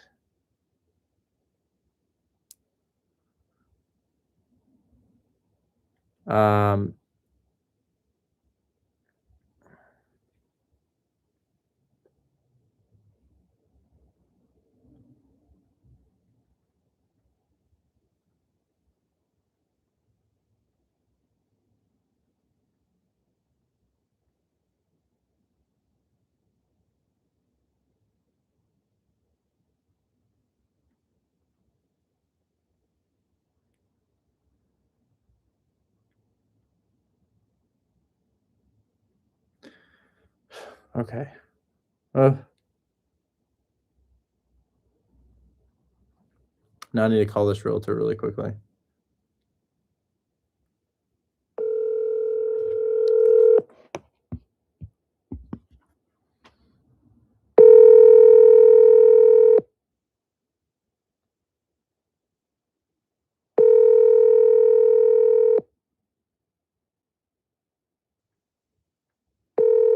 Mauricio, do me a favor. Next time you look up the property on Google Maps, check the date and you'll see that that's from 2022. Okay. So Mauricio, go look at that thing you just looked at, right?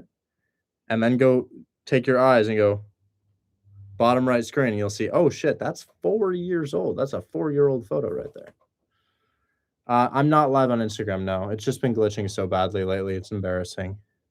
It glitches and like I got 20 people on my stream because of the glitches. It's just awful. Yeah, Sam, we can talk. I'm going to head out at 4 today, guys. I'm going to head out at 4 today.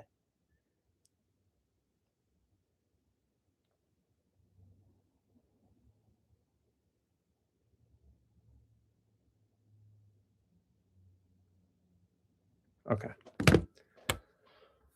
Next is probably Sean91. Hello, Sean91. How you doing?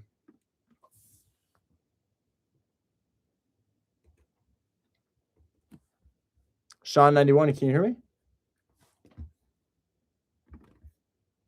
Hello? Oh my God. Is it working? Yeah, it is. Okay, sorry. I'm using my computer instead of my phone and couldn't figure out how to unmute myself. No worries.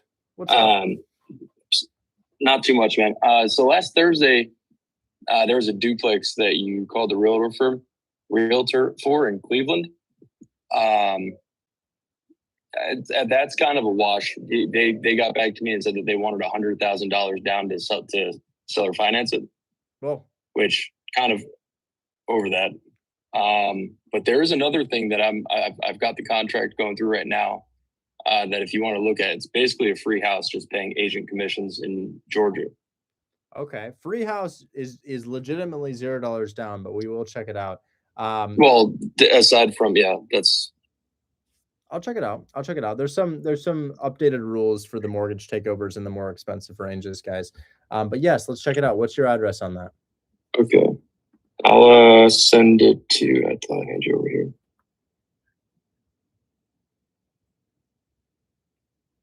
Yeah, I just sent it over to your DM.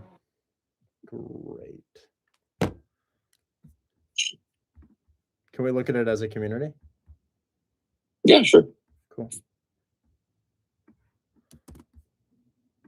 So if the interest rate is high, it usually needs to be $0 down unless it's like an abnormally stunning property.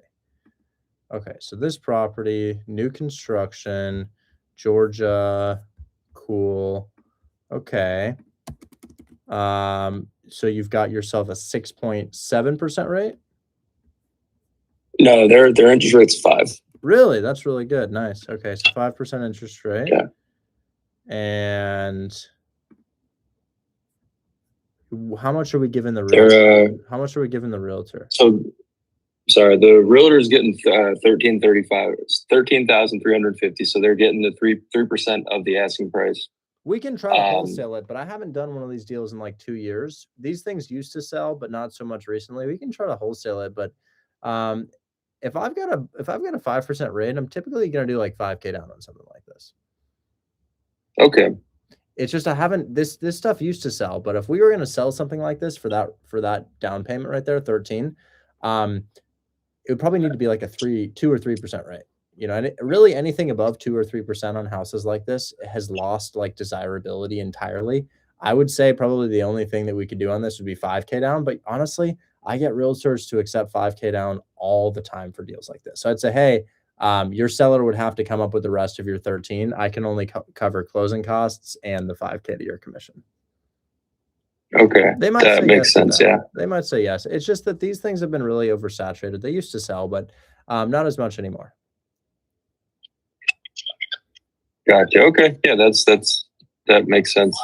Absolutely, guys. I recommend targeting cheap mortgage takeovers or cash flowing mortgage takeovers. Yes, SWAT. I'll definitely go ahead and check out your deal. Anyway, Sean, you all good, man? Yes. Okay. Let's talk to who is next. Probably MoFit was next. MoFit.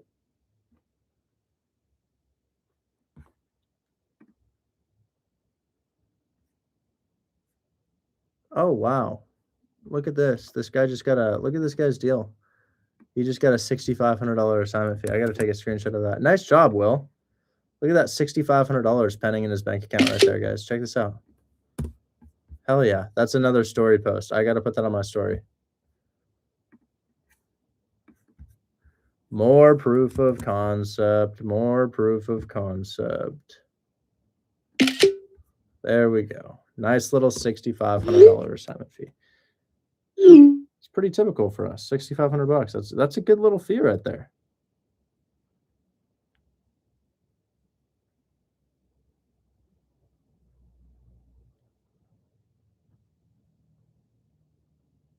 Hell yeah. Nice job, bro. What kind of deal was that, Will? Or 77 exclamation point M, whatever that was. Nice trust deal. Oh, you closed it with us. Good job. MoFit. I'll move on, but we'll keep you up here, okay? I want to say Alex was next. British guy's got a deal.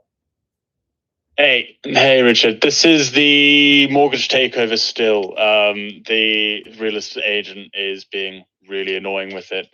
I'll ping you the final thing that they've sent me. I do think someone in chat was saying, I was talking to someone in chat and they said that the balloon payment is too short, which I do agree with. I've just DM'd it to you.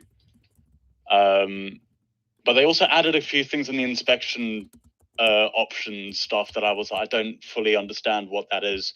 It was like a £50 per day option fee. £50 per day. And they added that out of the blue, and I don't know what that is. You're doing a deal in Texas? Yes, I think so. So Texas has this law called an option fee, and it's just it costs money to do deals in Texas. I wish it didn't, but it costs money to do deals in Texas. But one thing you said caught my eye: balloon on a trust deal. We have a balloon on a trust deal, a mortgage takeover.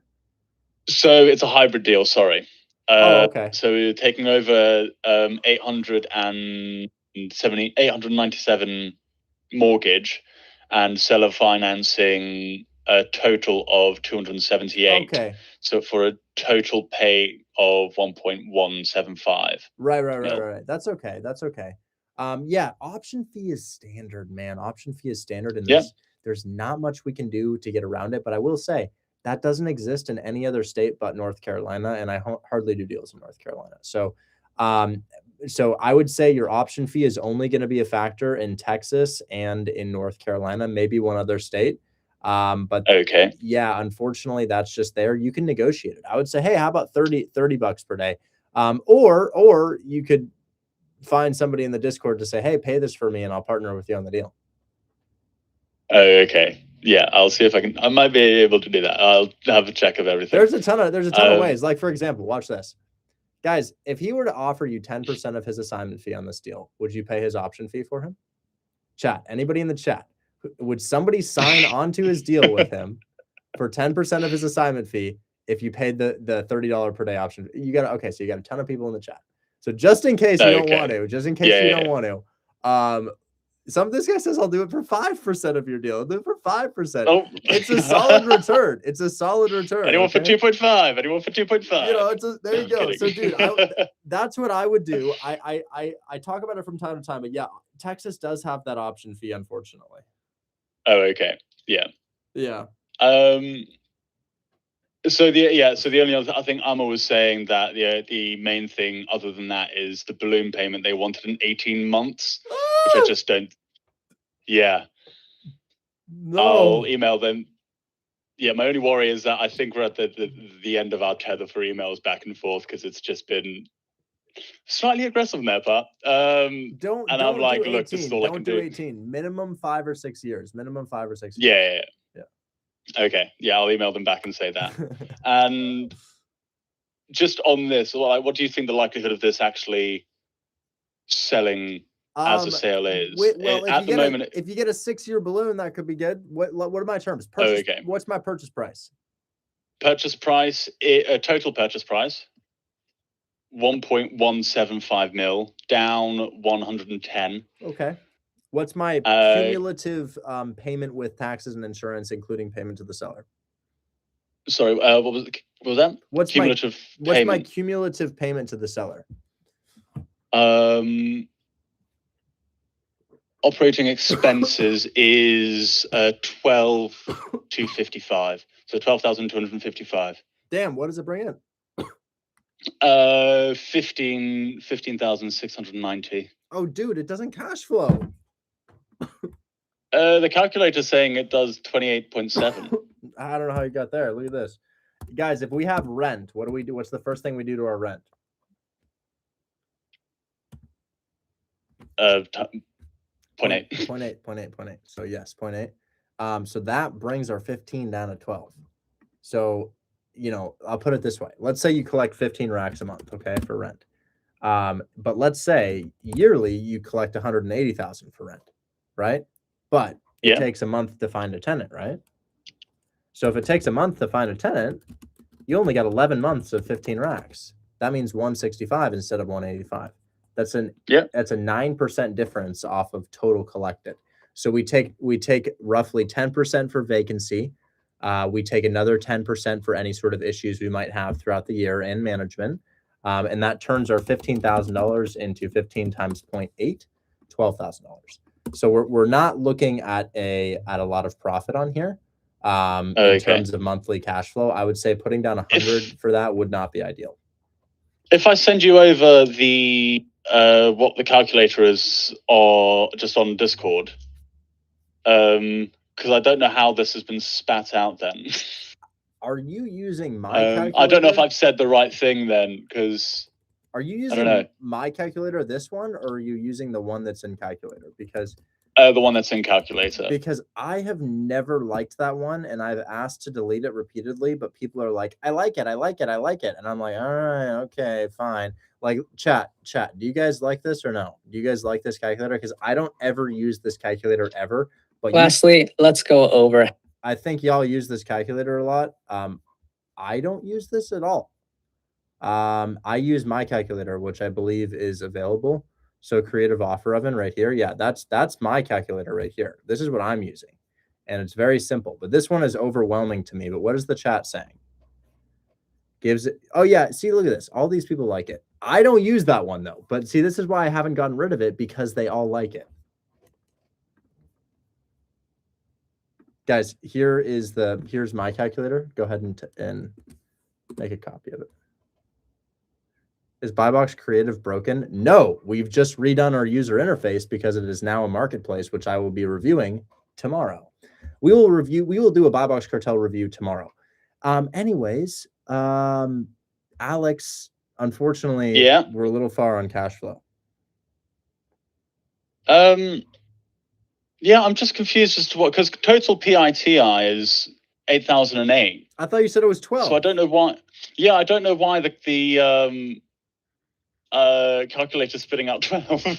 12 is probably 15 less 20%. 12 is probably gross cash flow after taking okay, after the okay, well that okay, changes that makes things. sense. There we go. That makes more sense. So it brings in 15 and you're paying, what is your monthly payment to the seller? Monthly payment to the seller, hold on, let me find the right. Like all monthly payment to the seller is 5,906. What is our mortgage costing? Oh no, sorry, I'm getting this wrong. Monthly payment to the seller at the moment is 1,108. Mortgage is 5,906. Is that including taxes and insurance? No, that's excluding taxes and insurance. And what are our taxes? Total PITI is 8,008. Okay, that's a lot different. 8,008, and you're bringing in 15. So now we'll take in 15. What? It was 15. 690. 15,690. Okay, let's do it again. Times 20 gives you 12,000 and 12,000 right here. And then let's go ahead and subtract our 8,008. Yeah, great, man. 8,000. Okay, now you have something. Multiplied by 12. There we go. This is making now sense. You have $54,000 divided by what's your down payment? 110. Let's call it 125 for 15 racks plus another 7. So 125 plus that 132. Yeah, that's an insane cash on cash right there. It's great. It's a very good cash on cash. So the problem before was paying 12, bringing in 15. I was like, yes, yeah. I said it and then I thought it feels weird. Yeah, so great. No, what are my guesses as to whether or not this sells? Well, it depends whether or not you get an 18-month balloon. But I'll tell you, you should probably go to your seller and say, I'll tell you what, I'll put down 120K if the balloon can be 6 years long. Yeah. Okay. But here's I'll see if I can do that. Another thing you could say is that the mortgage prevents you from refinancing due to the equity you can pull out of a property, but I would just try to negotiate with him. Okay, brilliant. Good. Very good. I like your deal. I was worried. I was like, oh, well, that's not a deal, but that's a deal. That's good. I like your deal. Just get that balloon, okay? Thank you. Right. Thank you, mate. Thank you. Absolutely. Talk soon. Bye-bye. Leverage terms, guys. Offer higher payments, offer higher down payment, et cetera, et cetera. Okay. I got a lot of questions to go through. MoFit, you got your mic working? Yes, sir. Can you hear me? Yes. How are you? Cool. Good. How are you? I'm doing well. How are you? I'm good, man. I got my first deal in the works, potentially. I sent over the terms to your DMs. I just have a similar situation to the other gentleman, Daniel. The realtor is asking for proof of funds to have a name tied into it.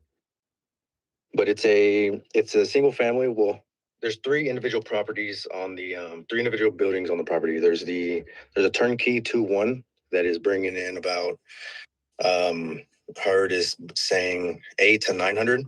There's a duplex that needs rehab. We I guess on a high pessimistic 40K. There's a up and down 2-1s on both levels, and then there's a 2-car garage that can be converted to another rental space. Okay, hold on. Let me learn a little bit about this. So it's in Augusta, Georgia. It looks to be turnkey, but you're saying it needs rehab? There's that 2-1 that's turnkey, ready to be rented out, but there's another building in the back. It's a duplex, up to down duplex. Oh, interesting. And then there's also a 2-car garage that can either be kept as space or transition into a living space as well. Interesting deal. Yeah. Okay. And what type of deal are we doing on this?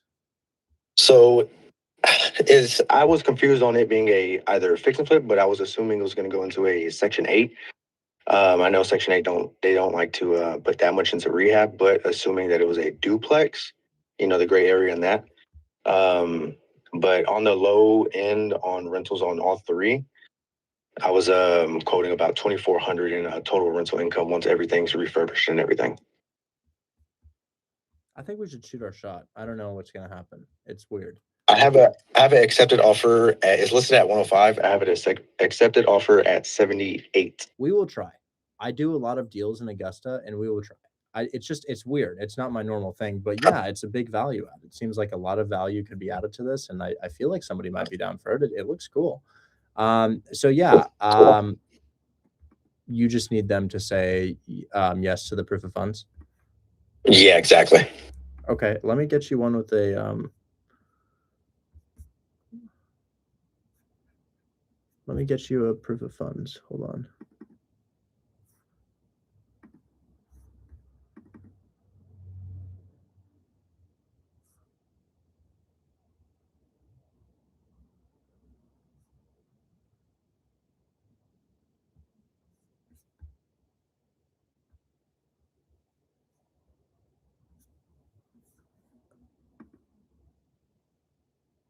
Bear with me. I'm redacting information. Take your time.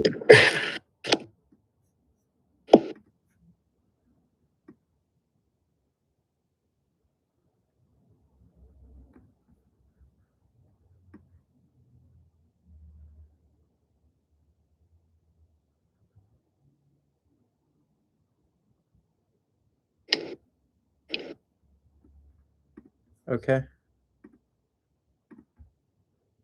Awesome. This is a bank statement from January 1st to January 30th.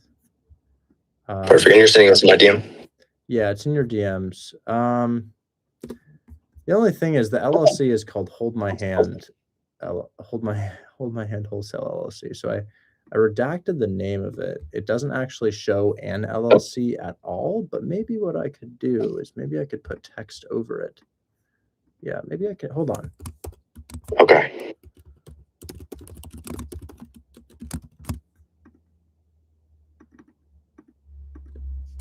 I'm just going to call it HMHW. HMHW LLC.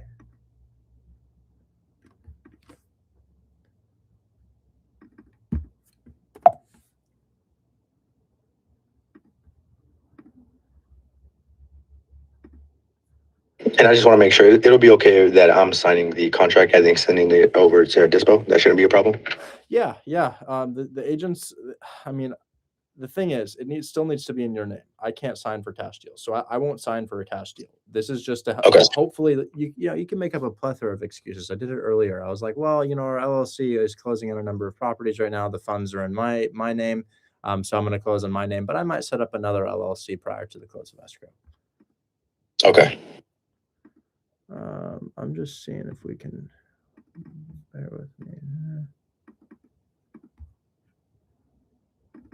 Okay, now it has an LLC in it, but I made it the acronym, so you can't really tell. It just says HMHW.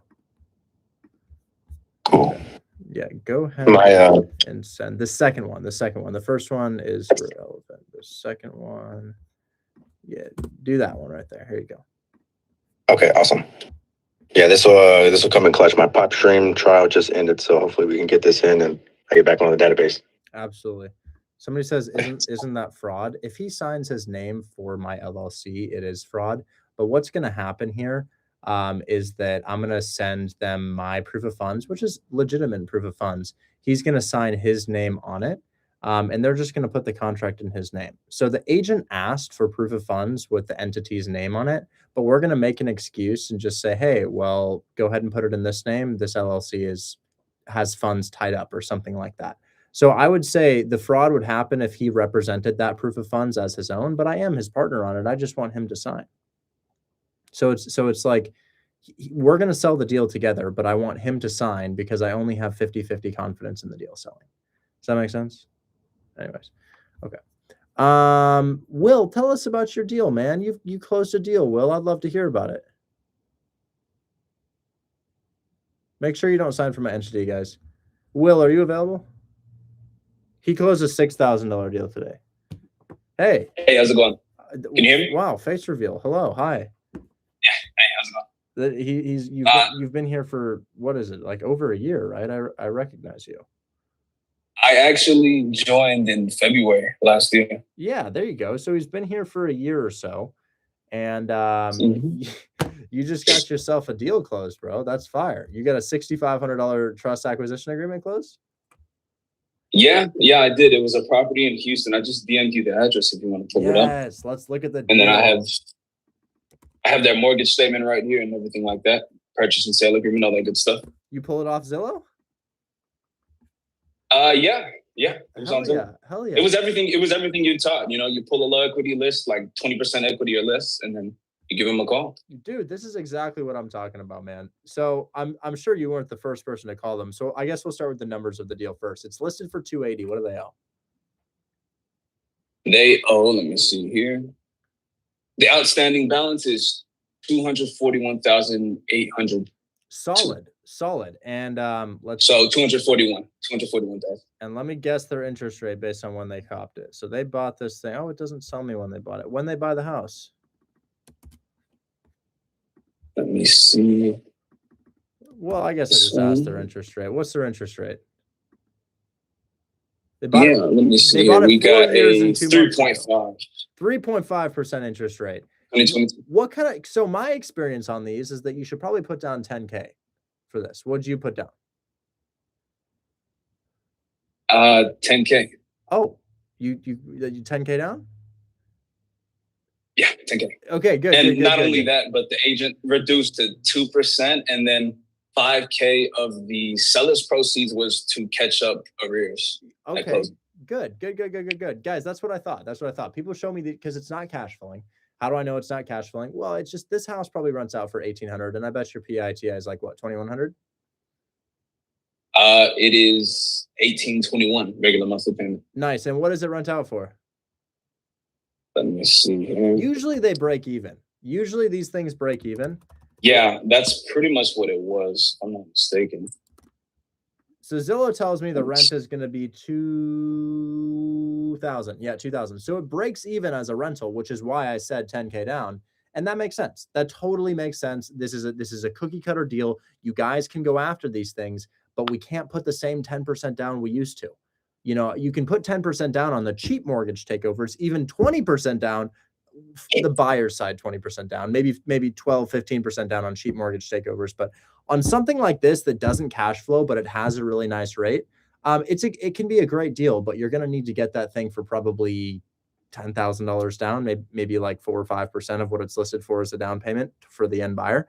That makes a lot of sense to me, dude. And talk to me about your approach. Did you use the checkmate pitch or the Trojan horse pitch? How'd you do this? Well, I kind of modified the Trojan horse a little bit, and that's my go-to. So I'm looking at it. I'd call it up and I'd say, pretty much, I'd say, hey, I've noticed you've been on market for a while. Everything looks great. I'm wondering if there's anything going on I can't see from the pictures. Everything looks good. And she'll say, no, it's just the market, new construction in the area that we're competing with, things like that. And I'll say, hey, I noticed you dropped the price a lot along the way. It looks like you're pretty close to where you bought it. I'm thinking if I send in an offer any lower, it looks like you're going to have to bring cash to close. Nice. And agent says, yeah, that's right. That's pretty much it. And so instead of making the fake offer, presenting myself as somebody making that offer, I kind of lean into it, almost assuming another student already called in a way. Yeah. I like and that. So I'm building it off of that. And so from there I say, okay, so other than out of pocket or short selling, I'm guessing you're just getting a bunch of risky subject too. Is that right? They say, yes. Oh my gosh. Yes. We don't want that. Say, nice. Okay, no problem. Here's what I'm thinking on this one. Instead of the seller coming out of pocket, tens of thousands of dollars, instead of a short sale, instead of taking on the risk of subject to, what if instead we did a trust acquisition? Are you familiar? I say, are you familiar? I want to invite their ignorance. I want them to ask questions. And from there, I kind of just break it down. And then I have a nice little email that I've worked out since the year that I've been here, just kind of breaking things out, showing closing costs, this and that, how the trust actually works, how it benefits the seller. I mentioned things like the lender, all that good stuff like that. And I use Trek 1 through 4, the state approved contract. That helps. Nice. And did you ever have to phone in any of our resources like the DTI lender or anything like that? On this deal, no, but another one that I'm under contract right now that we're about to get assigned, he was supposed to walk it yesterday for another 5,000 assignment fee. That one, yeah, they wanted, before they signed, they were like, let me talk to Andrew. I got him on the phone with Andrew. They said, okay, let's sign. Dude, isn't Andrew great? Yeah, he's amazing. Dude, yeah. He's unbelievable. Absolutely. Guys, if you're unfamiliar with it, we have, their first question is, can I get a new loan? Can I get a new loan? Can I get a new loan? What about my credit score? What about my credit score? What about my credit score? And it's like, oh, okay. We got a mortgage broker in the Discord who will hop on the phone with your agent for free. He didn't charge you anything, right? No, nothing. Yeah, for nothing free. It's part of the Discord for free. He hops on the phone and he's like, no, you're totally good. I'm a mortgage broker. I've been doing this for like 15 plus years. This is exactly the policy that causes this to be offset from your debt to income ratio. And I can grant you a new loan if you want one. He hops on the phone with them and the deal is done. And guys, you're doing it. Yeah. We don't ever do this type of deal anymore, honestly. Like we honestly don't do a lot of these types of deals, but they are so abundant. They are single families, low interest rates, nothing more than 3.9%, guys. It needs to be 3.9% or below, $10,000 down. You're making 5 to 10K on those all day long, and you can negotiate the agent's commission. The agent does not need 3% of the list price. Did they go down on it, you said? Yeah, they went down. Yeah. Nice. Dude, that's great. That's Absolutely. really, really good. I got to post this on social media. That's great, guys. Let's leak the address. Is it cool if I leak the address on this? Go for it. It's already done. All right. So guys, and I wanted to thank you for teaching me this stuff because it's been life-changing, honestly. Before this, it was a lot more difficult, but this has been great. Not only did I get this deal done, I have another one that got assigned for, what was it, 5,100, and then I have another one again about to get assigned another 5,000. So you don't work a job. Let me see here. So what you're trying to say is no. This is my job, Richard. Thank you, bro. You gave me a job, bro. A business, awesome. Really, not a job. You gave me my business, and now I'm trying to scale. I'm trying to take control of Dispo so I can increase my profit to my revenue, all that good stuff. Yeah. It's been life. That's what I'm If you need another community helper, I would love to go live and share what I know. I'll make you. We'll do it. He's been here for so long. I've been dying for this. I'm not gonna lie to you. I've been waiting. It feels like the right time to ask. I'll make you community. Yeah, that's deserved, guys. That's deserved. Dude, yeah. Thank you. I know you've been here forever, man. I honestly thought you were a 50-year-old man. I don't blame you. I didn't show my face, but I'm feeling good today. And if I'm going to be a community helper, that should be a normal. So, yeah. Yeah, bro. Yeah. By the way, I'm 24. I turned 24 in November. So we're the same age. Yeah, things have been great for me. I love this. That's what I'm talking about. Let's see if the name changed. The name will change shortly. If you comment, it might change. But yeah, dude, feel free to go live anytime you want. And if you make it to group leader, you get your own like live stream like slot consistently or so. But yeah, dude, we'd love to have you spread your rhetoric in the Discord. We only ask that you don't do it, Trent. Yes. You don't do it, Trent did, and you convert people to join a separate Discord elsewhere. But yeah. No, that's crazy. That's madness. Dude, bite the hand that feeds. Why would you? That's a great story, man. Super motivating. I love to hear it. Congrats on your 6,500 and your newfound business, man. That's what I'm talking about. Good job. Thank you. Last thing for you, and I'm going to hop off and let you go on. I just wanted to say, in the last 5 months, I was just about to do 47,000 in assignment fees. A deal fell through last second. We had all the funds wired, a 12K assignment. So minus that, that's what I've been able to do in the last 5 months or so. So I'm trying to keep scaling and going from there. But thank you so much. I'll let you get back to it. Dude, absolutely. Hell yes. Thank you for giving me a good content. That's a nice clip for me. Yes, sir. Feel free to clip me. That's going on. You're going on Instagram tomorrow. All right. We got Andrew and Jalen. Let me tell these people.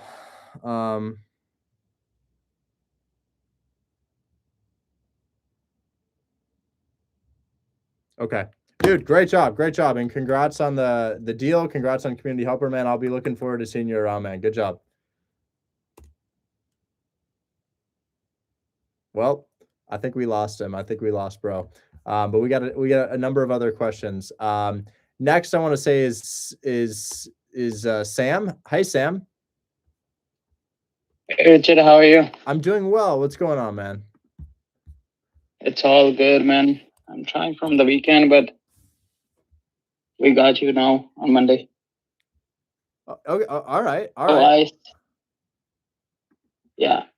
was talking all weekend with the realtors, and I got like 4 houses.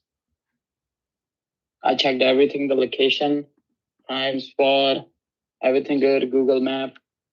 Updated, some of them are like 2025 updated.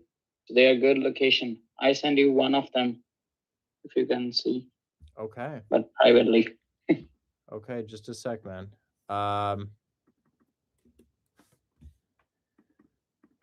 Yeah, I can check out one of your deals. You want me to check out Wabash? Yeah. Okay, what type of deal is this? It's a 4-bed, 1 bath. And there's a tenant have month to month, $975 right now. But they can be leave if we give them notice. And she said about the property, she said when the inspection period will start, then you can get to know about the property, like the things HVAC and the heater furnace. But she said the tenant's living right now. I would do this on seller finance. The reason I would do this on seller finance is because it's hard to get DSCR lenders to lend below $65,000 or $60,000 really. What'd you get this under contract for? For cash. Okay, what'd you get under contract for? I got it for, I think, 52. We need a deeper discount, man. It's listed at 60. Deeper discount. That's listed at 60. You got it for 52. But also, the price point of the house. That's why I asked her to talk with you. That's why she said, I have her number. That's her personal number, the realtors, the Hannah.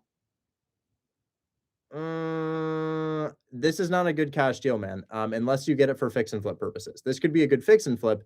But here's the issue. If a house is listed for $60,000, if we get it for like $40,000, somebody would have to buy it in cash, and it's not a good use of money to buy a house in cash and then turn it into a rental. Only a good use for a fix and flip, but the property's already in decent rental condition. And then it's hard to get a lender who's willing to loan below $60,000. You know, lenders really don't want to lend below $60,000. It's kind of hard to find that. And then beyond that, we also need a steeper discount. And then beyond that, I also don't sign for cash deals. Everybody's having me call their cash deals, guys.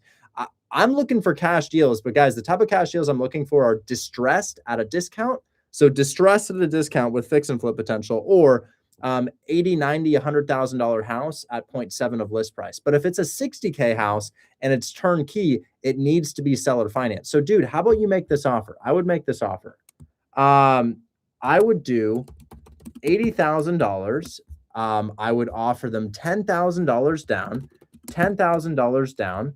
I would offer them probably $450 per month for 6 years. 6-year balloon. I would offer them that, dude.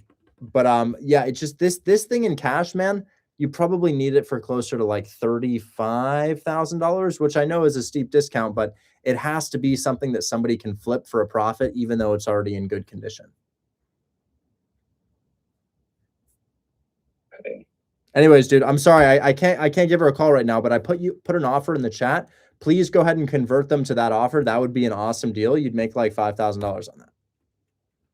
Okay, I'll try the other ones then also. Yes, sir. You can do cash. You can do cash, but I want it to be listed for like 70 to 80 to 90, and then you get the discount. If it's at 60, the tenant's definitely an issue for sure. The rent is low, but then beyond that, it's hard to even get a long-term loan for something like that. Anyways, I got to move on, dude. I'm a little bit late here. Let's talk to Yoni. Hi, Yoni. How you doing? Hey, Richard. How you doing? I'm well. How are you? I'm doing good. So I had a similar issue with like Mofit and Daniel. I sent you over the address in your DM. It was listed at 150. It's a cash deal. It was listed at 150. I got it for down to 110. The agent wanted a pre-approval and proof of funds. I sent your proof of funds and pre-approval from doubleclose.com, but he wants to call the lender and double check. Is that it I'm Illinois? pre-approved. Yeah, Illinois. We can't wholesale in Illinois. There's a law preventing wholesaling in Illinois. There's a couple states. I think it's Illinois, South Carolina, Oregon, and Washington right now. Oh, okay. But this is one of those ones where you can wholesale this. You can do it. I just don't want to run the risk of doing it for $5K. But I will say, Zach Ginn does a lot of wholesale deals in Illinois. Zach Ginn does a lot of wholesale deals in Illinois. Zach Ginn, okay. Yeah, he does. Okay, He does. There's a way to do it. It's just risky, and I'm kind of afraid to do it. I don't want to get in trouble. Okay, all right, no worries. I don't know. We couldn't wholesale in Illinois. You can't. It's not that you can't. It's that there's a special processy that you have to go through, and that I don't do it. But DM Zach or comment on Zach's video. He can help you out. All right, we'll do that. Thank you. Thank you for your time. SWAT, what's going on, man? Hey, Richard, how are you? I'm well. How are you? I'm good. So I got a property under contract in Augusta, Georgia. Great. For $28K. 28K. That's a little bit of a scary price, but we'll check it out. Yeah, it's actually not that big of a rehab because the seller already got a lot of work done. He just had to stop due to some health issues. Sure. Okay, let's see it. Yeah, could I send it to your DMs? Yes. Yeah, that's the home. But there's also a situation with the seller that's kind of personal to him that I would like to tell you about. Could I just send that as well? Yes, but I will say, dude, this is not the deals like this are what I first locked up when I first started wholesaling real estate. This is kind of like a handyman house, dude. It's like a it's hard to explain, but he put all of this together himself. Like, for example, the walls are made out of LVP. Oh, really? Yeah, this is like it's like a zoning nightmare. It's like not a zoning nightmare, a code nightmare. So if you're a contractor, Oh no, he told me it was city inspected himself and it passes all permits. Well, that's good. That's good. It's just that we can comp this deal. We can. This is the type of deal I locked up when I was first starting, and I just found that slightly more expensive houses are needed. Generally speaking, you need a slightly more expensive house, but I will comp it, and we can definitely shoot our shot at it. We can definitely try. It just doesn't look like the type of deal that I've historically done. If that makes sense. I mean, the Section 8 rent in the area is 1430, so it works as that too, like really well.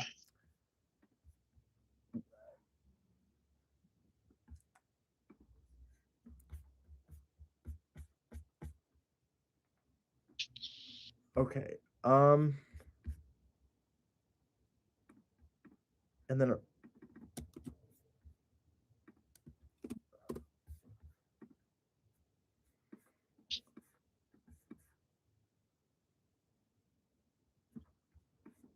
I wish I could let you inside my mind. I just have years of experience with this type of stuff, and it's just not. Let me show you the street view. Let me just show you the street view and what's going on with this. Yeah. Actually, the pinpoint on Zillow is wrong. You would have to check on maps for that. Oh yeah, you are on maps. So this is where we are, and it's like this. Yeah. This may be okay, but it's not economic activity. It's not like cash is being injected into here. So, for example, all of these houses, these aren't houses. These are mobile homes. Everything around it is a mobile home, or dilapidated, or another mobile home. This is not. And then also the price point being 28K. There's just a certain thing about these houses and low price points. They're in areas that are going to stay low price point. They just don't appreciate over time. And as you can see, I mean, does it look like anybody's ever flipped a house over here? I mean, maybe in the distance or across the way, but everything is a mobile home. So this is not a deal that I could lend my credibility to. I'm sorry. I've locked up probably about 30 or 40 of these over the past 4 or 5 years or so. And it just, I've never been able to sell one, but I don't think you should worry about it. This is exactly how I started. I stepped in this pothole too, but the type of houses that we want to get under contract, stuff like this. It's like, oh, okay, I can see the value here. I can see the value add. And then when we look in the neighborhood and just what an area like this might look like, you know, it's just a lot different. It's just even this is like kind of a rougher area, but it's just a lot different from what we were just looking at being here. So I wish I could say more about this, but it's just not something I could lend my credibility to at this time. I would encourage you to try to wholesale it. That way you can learn and you don't just have to trust me. It's I've already sent it into your dispo team. She's like looking for buyers right now. Okay. Well, then we'll see what happens. We'll see what happens. I would just say aim for like slightly nicer areas that have more signs of economic activity surrounding them. I actually do have verbal confirmation for another house in the Augusta area. Could you just like look at it for 1 second and tell me if it's a deal? Yes. She verbally accepted $69K for this house. Okay. Price point is indicative of the location. So that's better, you know, versus 28K. Yeah. It's a lot difference. Yeah. I've sent it in your DMs. I will say, guys, I love cash deals, but a lot of the people I see having success are doing a lot of creative finance as well as cash. Okay, so yeah, this house is definitely a lot better. Looks like it could be a rental property. It's listed for 84. What'd you get this thing for? I have confirmation at 69. I could try working it down more. It was originally listed for like 90K, but she like brought the price down today. Exactly. I think we can try. I don't have a lot of Section 8 buyers looking in this area. They're largely like Detroit, Birmingham, Cleveland, Memphis, or Indianapolis, but I do deals in Augusta. I've done a number of deals in Augusta, and you do have good rent for that price. So, I mean, yeah, we'll shoot our shot with something like this. It's just anytime I see a cash deal, guys, it's a 50-50 toss-up. Cash deals are 50-50 toss-ups unless we're in like one of those sweet spots like Detroit or Cleveland or Birmingham, and it's just too good to ignore. Augusta is a little bit different, but yeah, you know, something could definitely happen with this. I'd say I have a lot more faith in this than the other one. Okay, thanks. And for the Knox Avenue one, do you think I should try marketing myself, or should I just call it off right now? Well, no, I think it's always worth trying to market yourself, because then you don't have to just like trust my word. Then you start to build your own experience of, oh, I locked that up before, it didn't sell, and it starts to register in your head. So maybe it will sell. You know, sometimes there are buyers who are like, they make mistakes and they do a bad buy, and maybe you wholesale the house. But also maybe you just learn something for future deals. You know. Okay. And last question: it has a clouded title. Do you have any advice on how to deal with that? If you have the one that's under contract at 28, yeah. Well, then somebody filed a lien against the property, and the lien holder needs to be contacted. Title will likely have the contact information of the lien holder. The lien holder can be negotiated with, but it's another hurdle to get over. It's not the end of a deal, but you know, it means your price point is higher than you actually think it is. Okay. I understand. I got to move on, dude, but best of luck with those. Yeah. Thank you. I don't know if I can pronounce your name. Vincenalicious? Just Vince. You can say Vince. It's good. How do we pronounce that? It's Vincelicious. It's just a goofy Vincelicious. Vincelicious. What's going on? Hey, I'm gonna send you the address in your DMs. I have a deal that they accepted, but I want to make sure that things check out. So they look good. It's a Section 8 cash deal in Montgomery. So let me send this. You should have gotten it. Let me know if you didn't. Montgomery.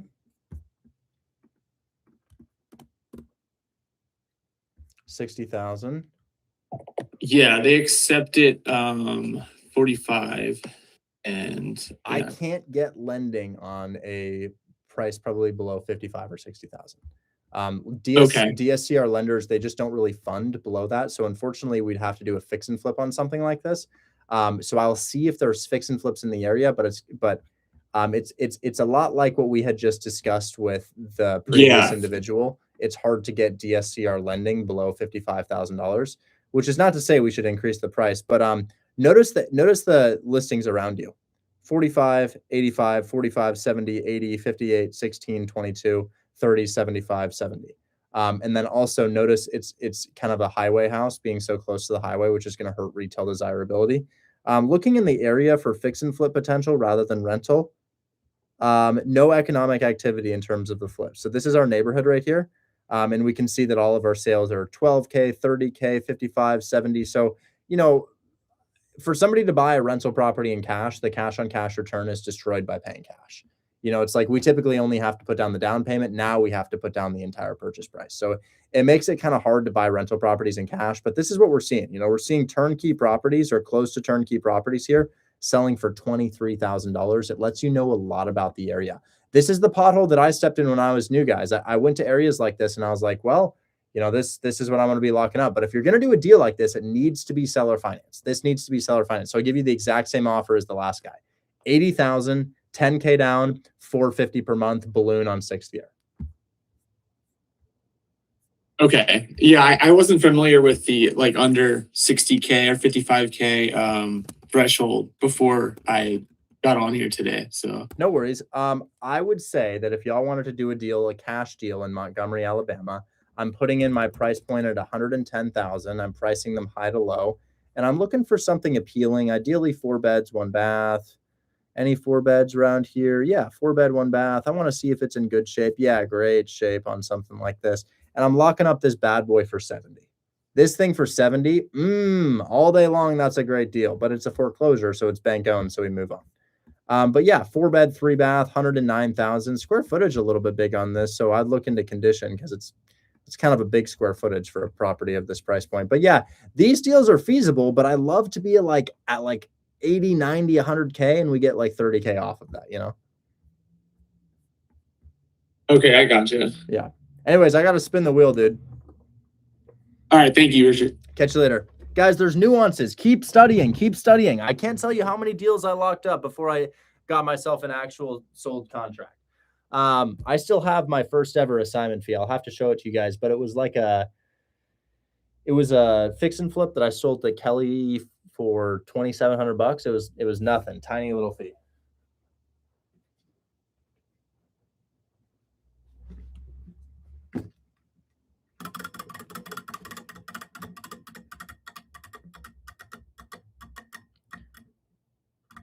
Yo, it's $20 cash. It's $20 cash. $20 cash for today. $20 cash for today. Guys, let's go ahead and give away $20. I want to make it super fair. Can we do you guys like state capitals or country capitals? Villy Vanka, come talk to me on my live stream on Discord. State capitals or country capitals? Do we want state or country? A lot of people are saying country. Okay.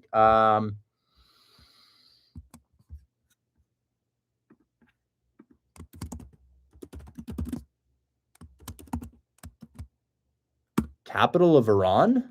Iran capital? Iran? Iran capital? What is the capital of Iran?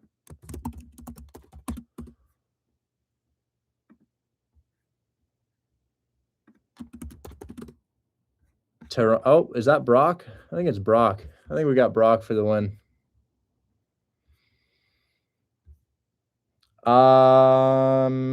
Tehran. Yep, that's right. That's another $20 for Brock. That's another. Let's go.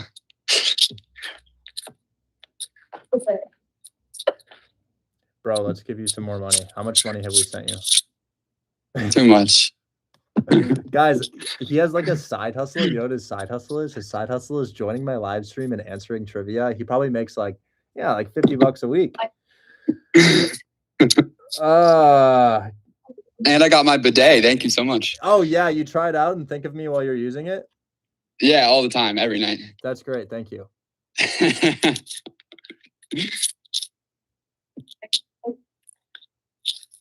See, guys, I told you I give away money. All right, there's $20. There's $20. Thank you.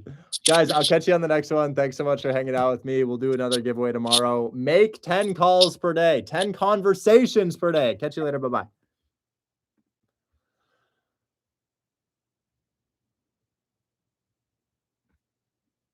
Okay. Oh my God, I'm going to go sit in my hot tub. Chat, thanks for hanging out with me. I'll be live tomorrow again at 1:30 p.m. I am obsessed with this. I'm just obsessed with this. I'm very obsessed with this, and I think that it could be something that you'd be interested in too. Anyways, I'll catch you in the next one. The link to